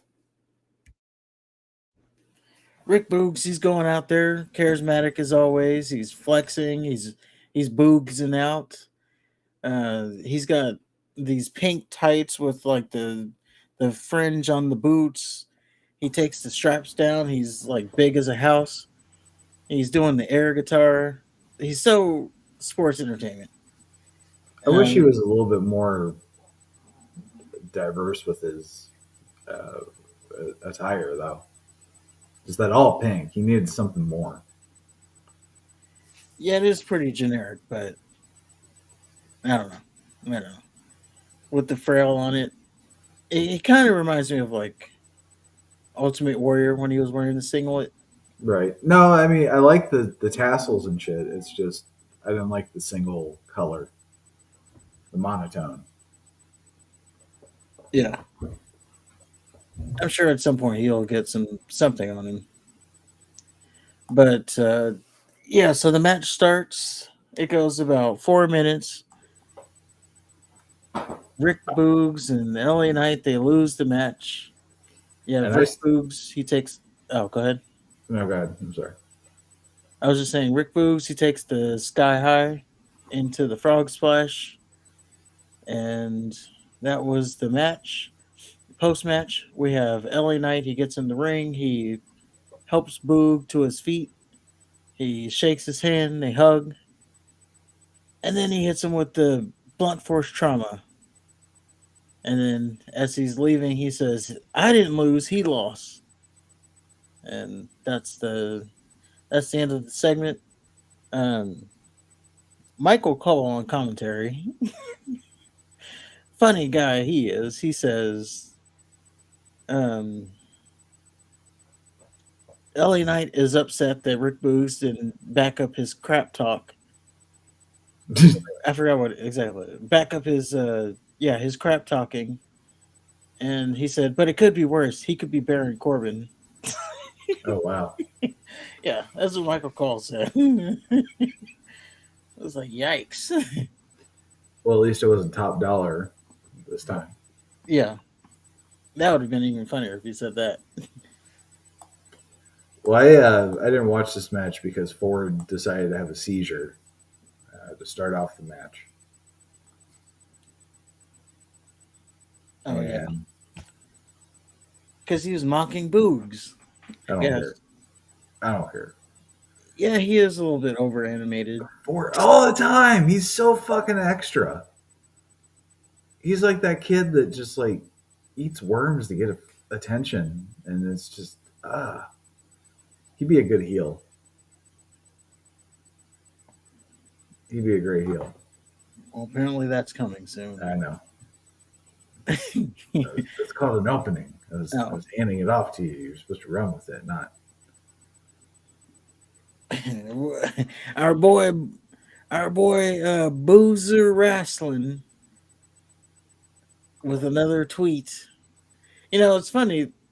It seems like right now, since he's like coming out of the woodworks with all this stuff, it seems like Twitter, at least the internet Twitter, I'm sorry, the wrestling Twitter, seems like it's all just like, oh, Boozer said this. Well, it's not just Twitter. Yeah, even the news reports are saying it Yeah, too. booze. I think that's a dangerous game to get into. Yeah, according to Boozer, we got this. Like, what are you doing right now? You're writing on your website, wrestling news. You're writing on website, oh, this guy said this. Yeah, somebody else's news. Yeah. But one of his little stories was there's a plan for Montez Ford and also Bianca Belair. Maybe not together. He didn't say that specifically, but they are both going to go heel in the near future. I heard it was the Street Profits and Bianca Belair, Oh, what did I say? Ford and Belair. Oh, yeah, the whole Street Profits. I mean, I know Ford is the Street Profits, but in fairness, got to give Dawkins his due. Yeah, so there's a heel turn in place apparently coming for them. So that will be something to see. And I look forward to paying just as much attention to their heel run as they did their face run. Well, maybe he'll calm down with all that. No, he'll still have seizures.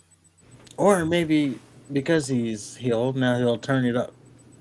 Yeah, he'll have, No, he'll have seizures with a scowl on his face to let you know that he's bad. yeah. And Bianca won't have to do anything. She's already bad.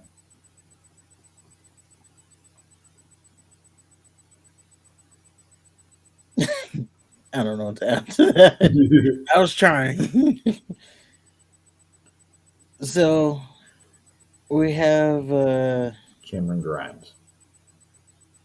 a quick little segment. Cameron Grimes, he boasts about beating Baron Corbin in a record time.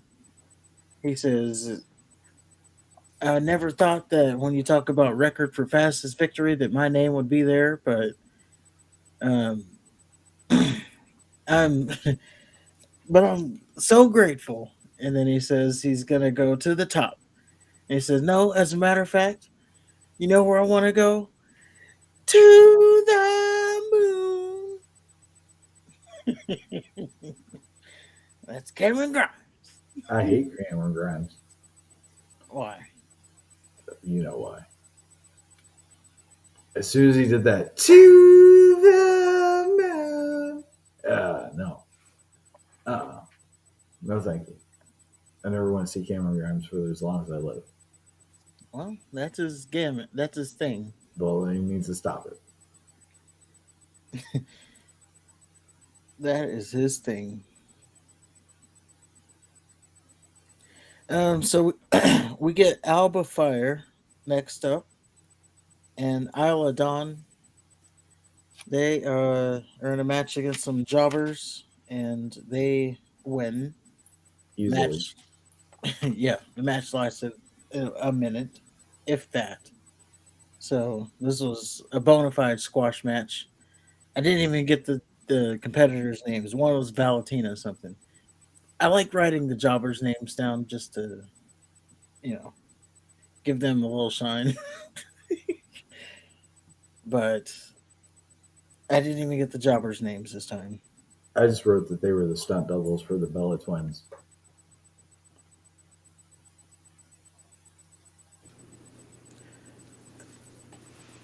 They weren't twins, They but I looked do think alike.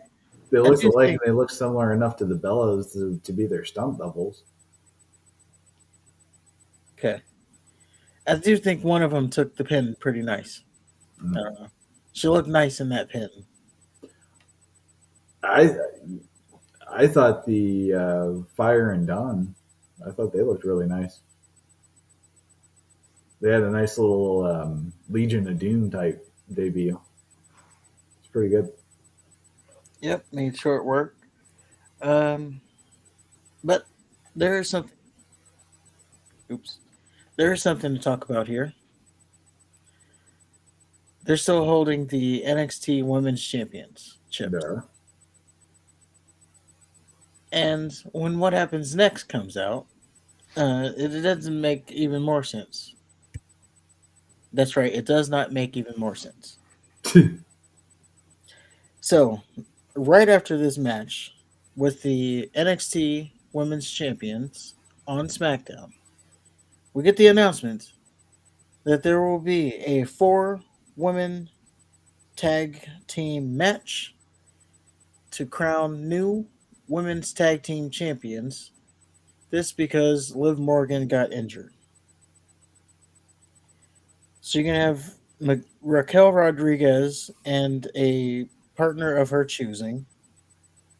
You have Ronda Rousey and Shayna Baszler. Obviously, they're your next champions. Io Sky and Bailey. And Sonia Green. I'm sorry, Sonia and Green. Sonia Deville, Chelsea Green. Complaint Department is their unofficial name there. So that is the setup there. So we're gonna have new champions crowned.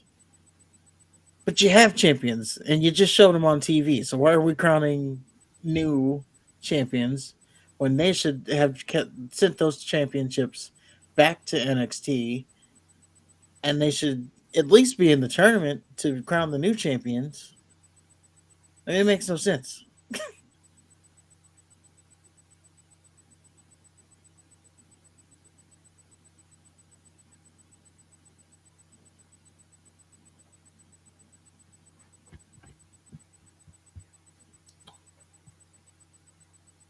You still there? Yeah. Okay. I Sorry, have my audio cut out.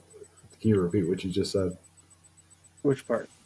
Just It the makes no sense that these NXT Women's Tag Team Champions are are on the show, and then the next segment they're talking about crowning new tag team champions, and they're not even a part of it. no. What it doesn't make sense that your main title is being held for 1,000 fucking days and being defended 25 times, but you're stripping your lesser title for no reason. I don't see any reason why Liv Morgan and Raquel Rodriguez can't have their titles regardless of an injury.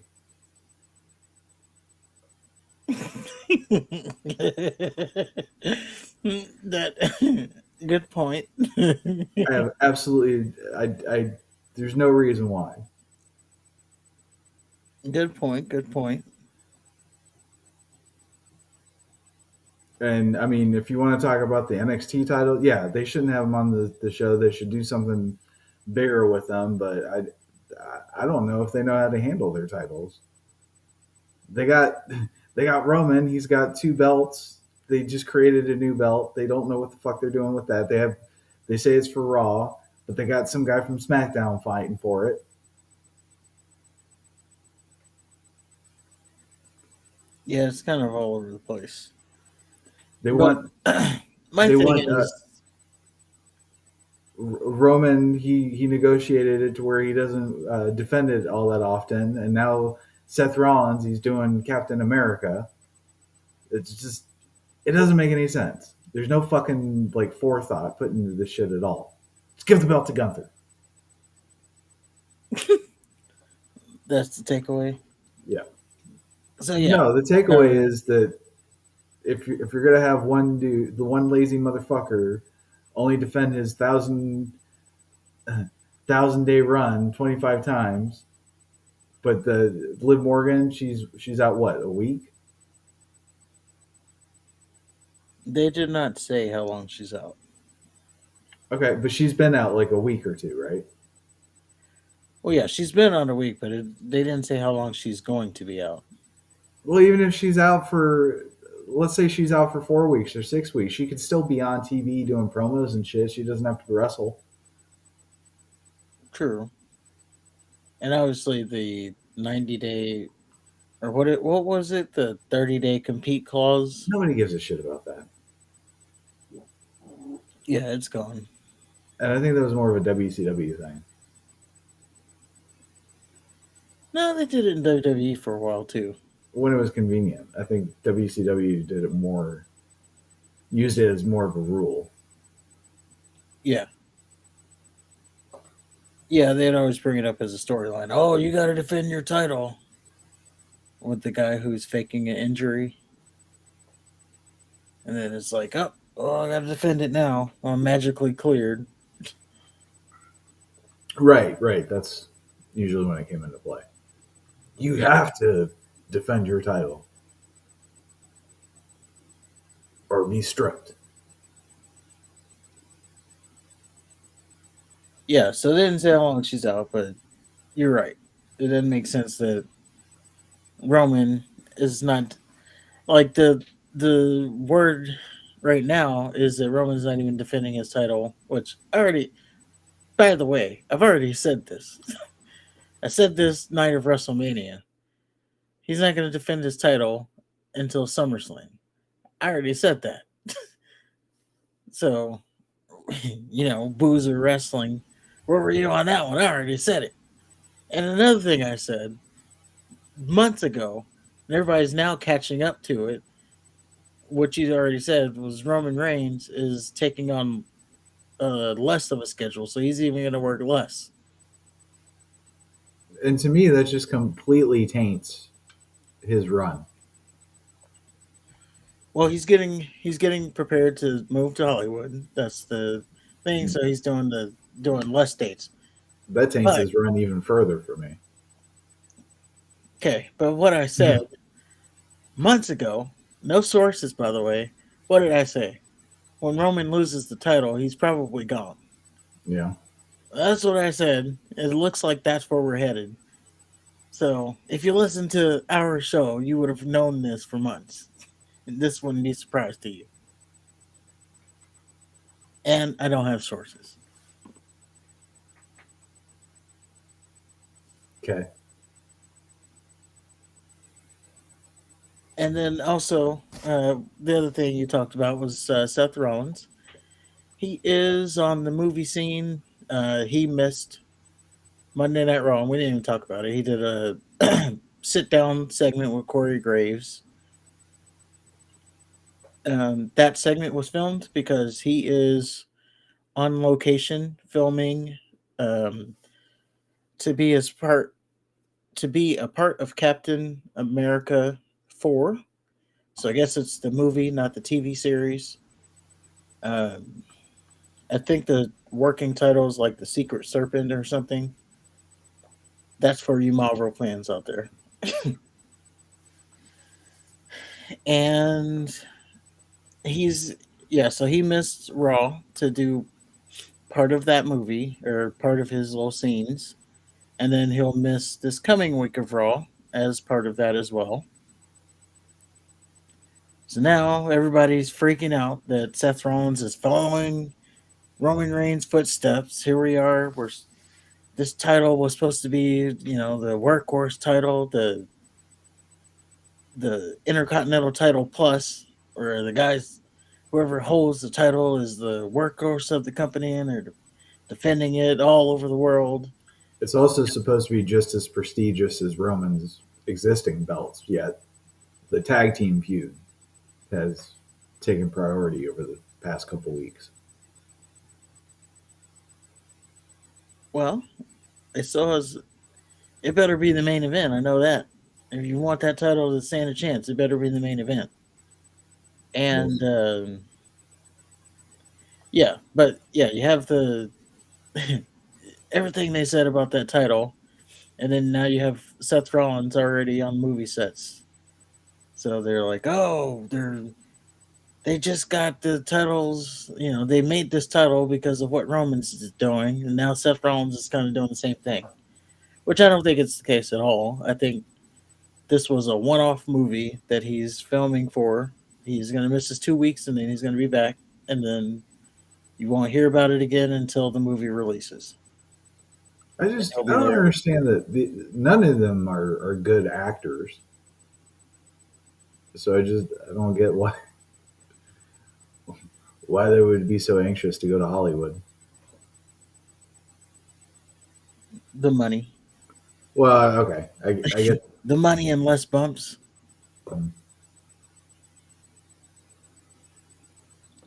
But I don't know. You got these guys that are, I guess they're not lifelong wrestlers anymore. They're just get the fame and then use it to build your own brand, The Rock, and do that kind of thing. Make it to the top of the company, make yourself a household name, and then go to Hollywood and make bank. I don't know. I'm not talking it, but I resent Roman's run almost with each passing day. It's like I don't know. It's just completely illegitimate in my eyes. Well, as Heyman said on SmackDown, and the following week, Roman Reigns will have his 1,000 day celebration. So, which they could have done at Night of Champions instead of having him just arbitrarily wrestle for the tag titles. That's true. But like I said, you got to be careful there because you don't want to overshadow the title, the new title that you're trying to say that's equal. So you just have to be careful with what you do with that title. Well, the real titles are going to be on the pay-per-view, so wouldn't it by default overshadow the new belt? No, because he's going for the tag titles. Yeah, but he's still going to have his 20-minute entrance where he holds his belts up 100 times as he's walking out to the ring. That's true. So I mean, those are the real belts. Those are the legitimate belts. True. I don't know. It's dumb. I don't think there's a good way you could do this because it's so stupid.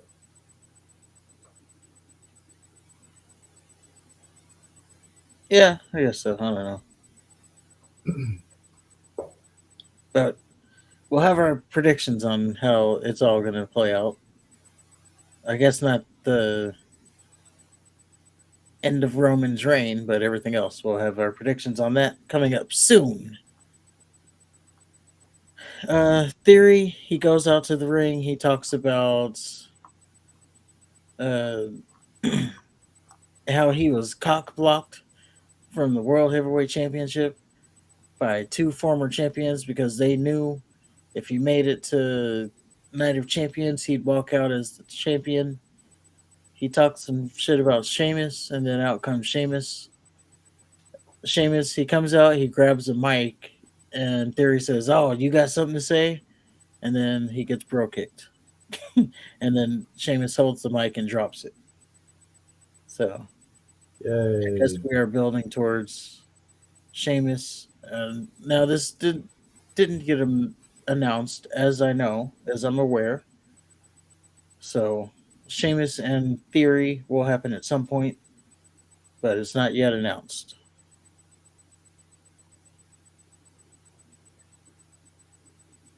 Backstage, we get a segment. Paul Heyman, he's talking to the Usos as they're getting ready for their main event match.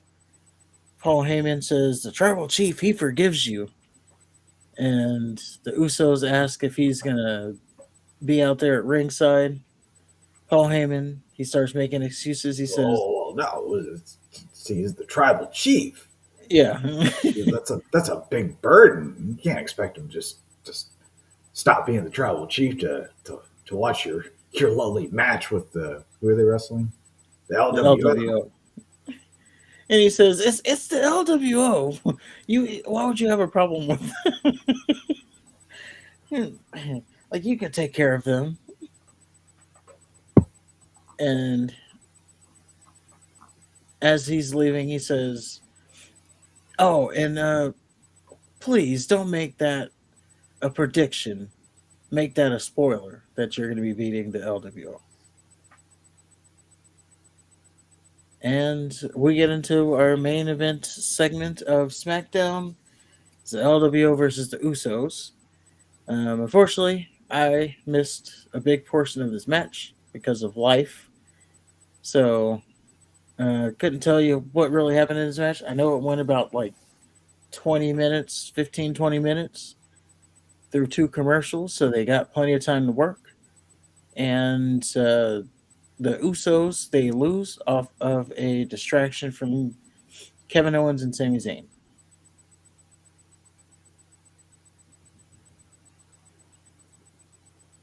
You got anything to add to that match? Not really. It was LWO and the Usos. It shouldn't have happened. I don't know why weren't they just saying that the Usos were the best tag team Yes. like not too long ago? Why the fuck are they wasting their time with Rey Mysterio and Escobar? Well, I guess this was to build a story. What story? The rift in the bloodline, they let Roman down.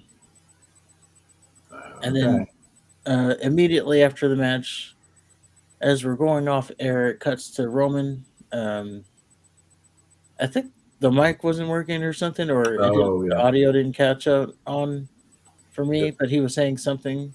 looked And like Joe was about to get up and leave, but Roman stopped him and said something. yeah, but And then Joe said, "I'll handle it or I'll fix it or something like that." yeah, I didn't get any of it. I don't know if it was just the audio for me cut out or I what. think it was supposed to be like that. Okay. I don't think we're supposed to know what he said to now on Monday or maybe Friday. Well, what did he say?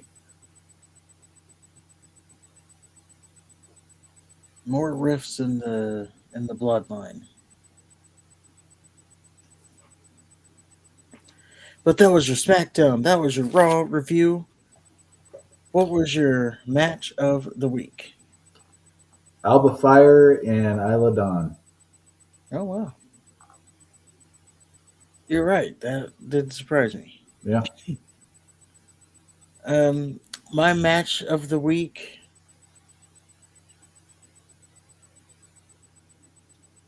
I'm gonna. This would be a weird one for me, but I'm actually gonna go Zelina Vega and Asuka. It Okay. wasn't that long of a match. It wasn't, but I feel for what they like for the little time they got, it was a decent match, and I feel like from day one, Zelina Vega has improved a lot. So So Asuka is going to go have a rematch with Bianca Belair, right? yes. Okay. So she's supposed to be Bianca Belair. Bianca Belair, who has had the title longer than anybody at this point. She's supposed to be her credible threat. Hmm. She had the 10-minute match with the 95-pound Zelina Vega. Zelina Vega got like most of the offense. I don't know. I think it just made Asuka look like a goof. I'm not telling you what you should and shouldn't like. That's not my point here. I'm just Yeah, I get what you're saying. It didn't go that long though. It barely went 4 minutes. really, it felt like forever. Yeah, yeah, it was barely 4 minutes, but I Oh, get what you're saying. okay, okay. God, it felt like it was 20 minutes. It felt like it was Felt like an Vega. Iron Man match. Yeah, she kept getting these pins on her, and she would keep going for the 619, and okay, they kept replaying her crying. They did. Very important. You gotta get that cry in. Like, did you know that she was? Did you know she cried in Puerto Rico? Do you know Yeah. that? What was your sports entertainment? Uh, Um, Let me think about it.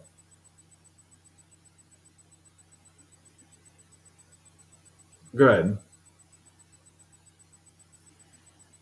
for me, it was actually Gunther, specifically when he was telling Ali that he's gonna travel over there to get the worst beating or suffer the worst loss of his life and the beating that comes with it. As my sports entertainment of the week. Uh, Close runner up was Boogs and LA Knight because it was just so sports entertaining. But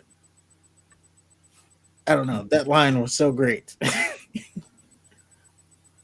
Okay, mine is Gunther as well, but it would be after that when he approached Zayn and Owens to tell them that uh, he will not tolerate the disrespect that they had to endure last week.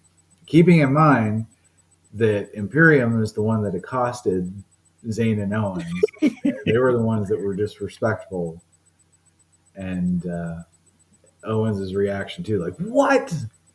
I'm tired of this." Yeah. Well, yeah, that'd be my sports entertainment. All right. There we go. Sports entertainment and wrestling. I'm sorry. Match of the week. Lost what I was saying there.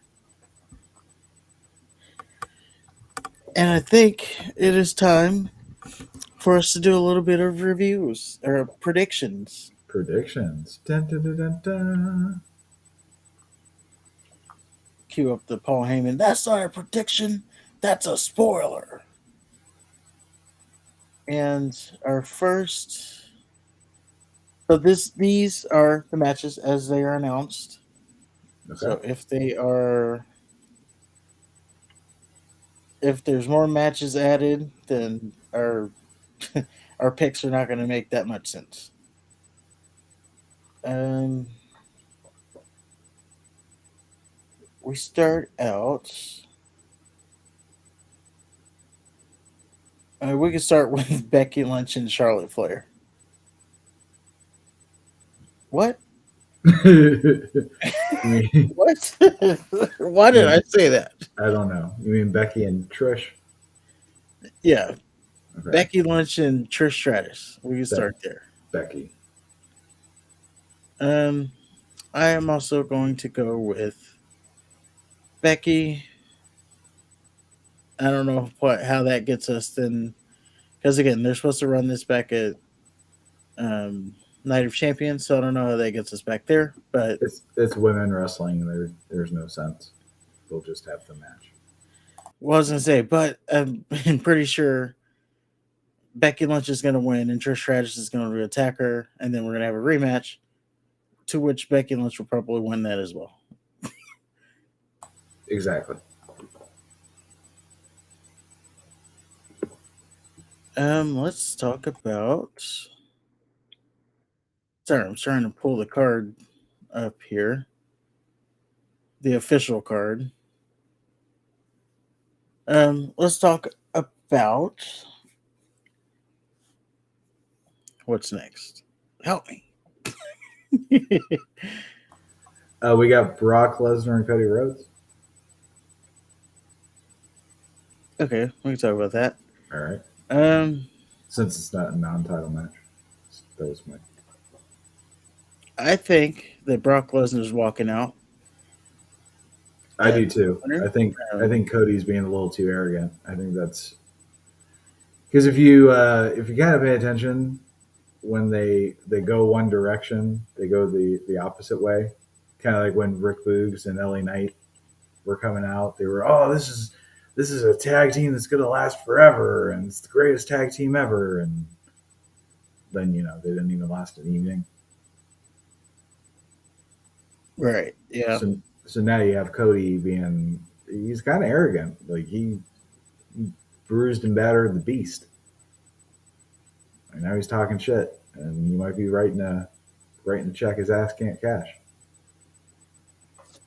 Yeah, and I say also because this is a fight. Now there hasn't been a stipulation put on the match yet. Maybe there Which is will be. weird.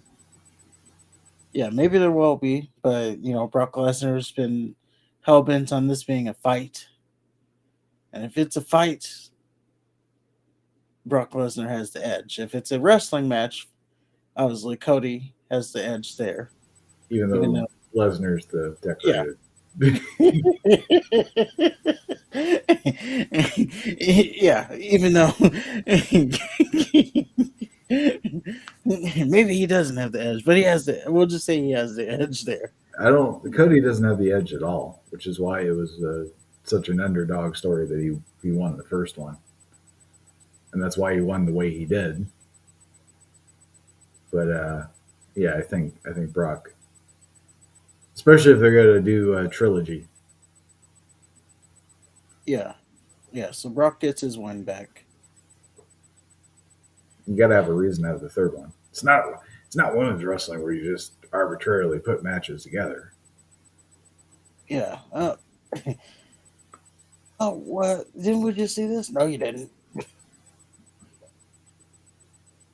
All right. So then next we have Roman Reigns and no.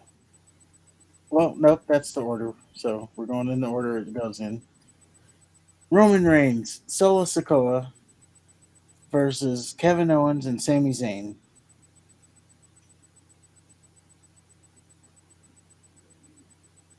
I don't see Zayn and Owens losing the titles.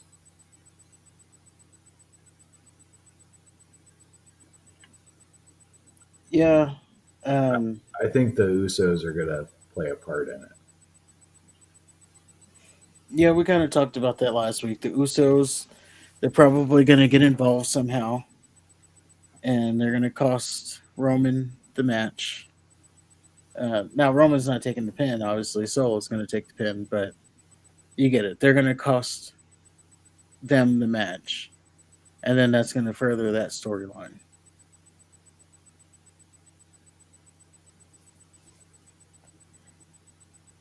And there's just no reason for Roman to have two extra belts.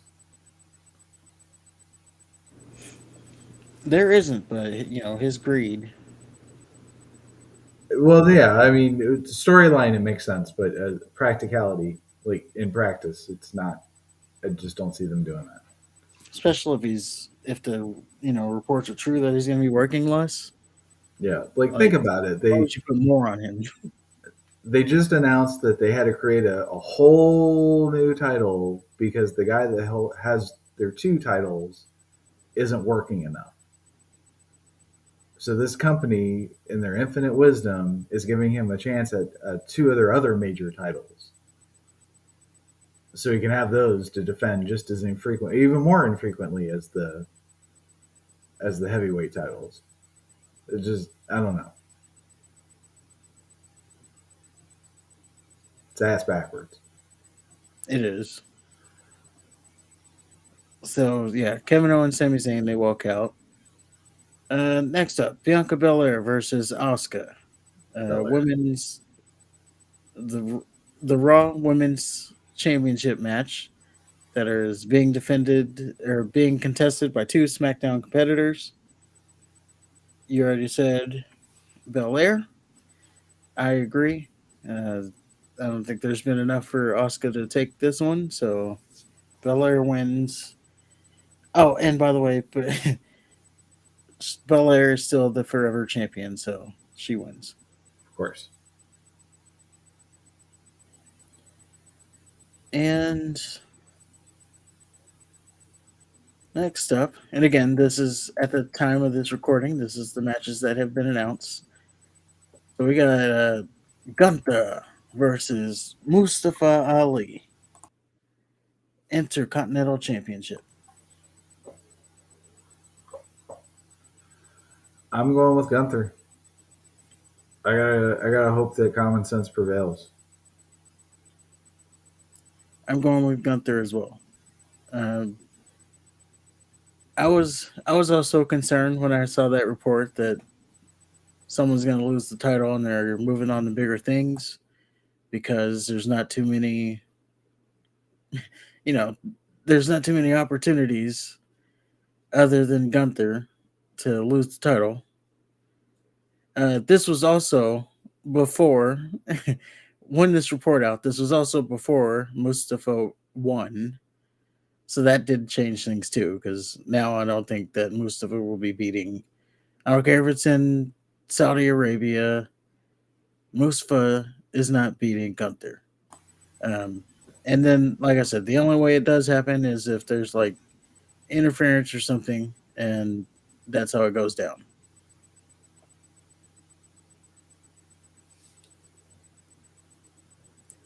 But we move on to our main event. The first ever, or not the first ever, but the new world heavyweight champion of the world. In one corner, you have Seth freaking Rollins. In the other corner, you have the phenomenal AJ Styles. It's been a couple years since AJ Styles has held a world heavyweight championship. Who When do you? was it the last time? Um, I don't even know. It's been a long time. Yeah, It was when Shinsuke won the Royal Rumble, whatever year that was. it's been a while for Rollins too, hasn't it? Yeah, since he slayed Brock Lesnar. Mm. I think it was all you could say it was probably around the same time, but like pretty close together. The heist of the century, all that. But who do you got?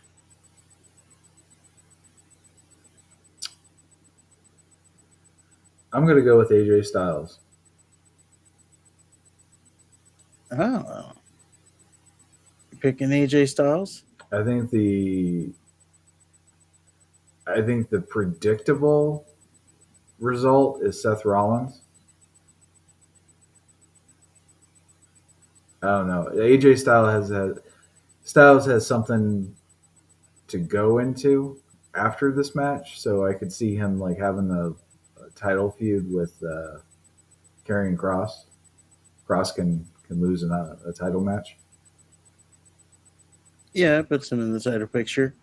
I had someone. By the way, I'm picking Seth Rollins here. Okay. I had some geek come after me on TikTok talking about, They love us on TikTok. Well, I mean, he kind of makes a good point. Um, I didn't even. This wasn't even a posted video I did.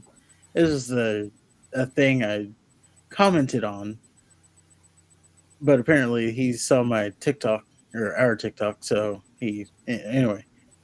He said, "So how can you have not have a problem, or how can you have a problem with Cody coming back from injury, pretty much going straight into a winning a title, but now you don't have a problem with AJ Styles doing the same thing?"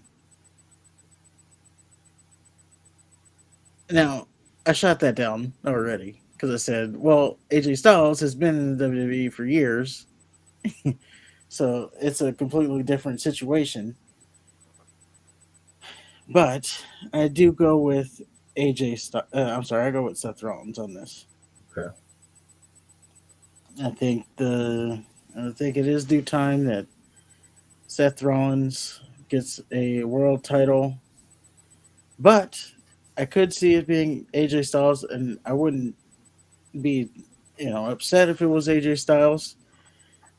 We did also poll our community, and the community picks AJ Styles. Which means I'm right. You're wrong.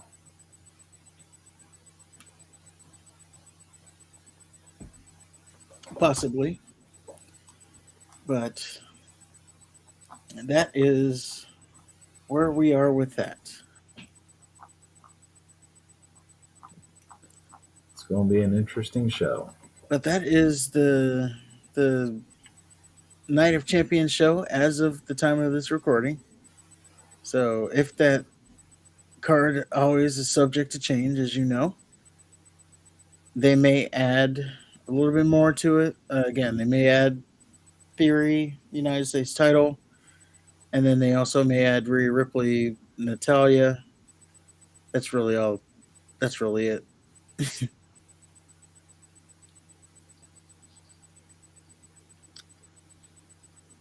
Yeah, that's really. I'm just thinking like what other match could they add, but that's pretty much it. That's the only other matches they can add. Did they, Natalia and Ripley, has that been? Not official, but Okay. So there's I'm sure. still room for that. I just think it's interesting how there's two non-title matches, and I don't know. It doesn't seem like there's that many champions. Well, that's why we're getting the other two champions on the card, Yeah. and then there's no women's tag champions right now because they've been vacated. While Roman was probably sitting in the same room. Man, that sucks. Yeah. But as we get out of here, there's one other story we need to talk about that we needed to fit technically into the show. Um, I mean, it goes over to AEW. So AEW, they announced. First of all, this all broke Wednesday, but AEW they announced that they have officially got a second show. Second Isn't it the show is third show? well, we're not counting Rampage. Okay. Okay. Just hear me out here. No, okay. Okay, so they got a second show. The second show will be called Collision, AEW Collision. Uh, branding while just a minute. Branding wise, it looks exactly like, or not exactly, but it's heavily inspired by WCW Nitro, the yellow and red thing.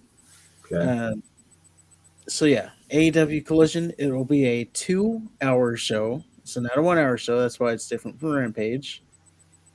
And it'll take place Saturdays, 7 to 9 p.m. And well, that's all they've announced so far. Um, the insiders of the community, they've taken it further and said CM Punk will probably be back announced for this AEW Collision show, and apparently there will be brand split. So you'll have some people on some shows, and then the other people on Rampage. In the little press release, they did say that like they said Miro, Andrade, Thunder Rosa. Um, they named them specifically in the press release that says, this show will feature superstars like this, but it is officially AEW's B show. So Collision's going to be the school that they send the pregnant girls to. No, it's their SmackDown. You said Miro's there, you said Andrade, and you said Punk, right? Okay. Thunder Rosa. Okay. But you don't know if they were the problems. Maybe the other kids were the No, I sure should don't. But I do know that the people in charge are thin-skinned and they don't like confrontation, and then they would be petty enough to stick them away on some obscure show to where they didn't have to deal with them because, again, they can't confront their issues. Well, I'm saying it could have been the other people that was the problem. They could have been, but the other people have the power. The other people would be the executive vice presidents. Yeah. So they would be sticking him on a show so they don't have to be around him. This is this is like the Dangerous Minds show. Mm-hmm. Or isn't that the one with Coolio and Yeah. yeah. Yeah, this is the Dangerous Minds Keep of spending AEW. most of my life living in. Yeah. Yeah. Um so this announcement, man, it has people going crazy on Twitter. So you have people that are like, "Oh, this show's gonna fail." Uh, yeah, a lot of people talking about ratings, like Rampage ratings and Dynamite ratings failing, which is irrelevant because they got another show. So why are we talking about ratings? Like, if the show was canceled, now you talk about ratings, Right. but it's not canceled and they got an expansion, so ratings is kind of irrelevant in that conversation. So I never got that.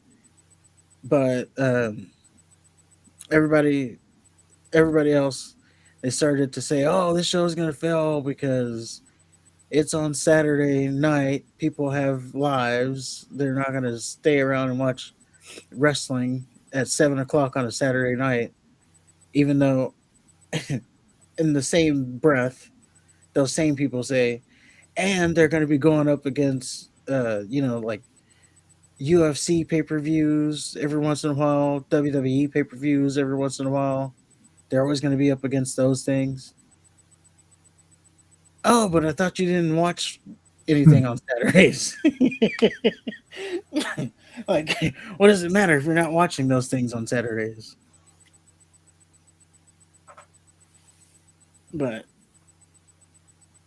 it'll be interesting. This show starts in June, so it'll be interesting. I might do like, oh, it'll be Saturday, so we'll be live. Never mind. Live. I was gonna say I might do like, I might do Raw, Dynamite, and Collision reviews on the show, but we'll be live, so yeah, no sense in that. Nope. It's only AEW anyway. I know, but there's just this new market that no one's tapped into. That could have been our in, like, oh, because the the the the grandfathered in review shows, they already have Raw and SmackDown and You can even say Dynamite, but Collision is a brand new show, so it's fair game for everybody. But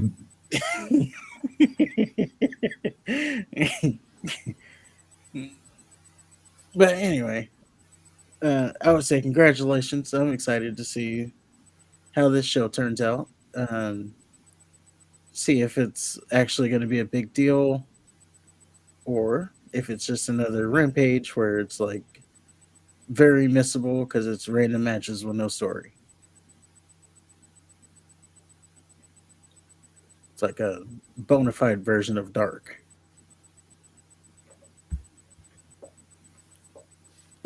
I just know that AEW seems to be underwhelming when it comes to their in-ring product.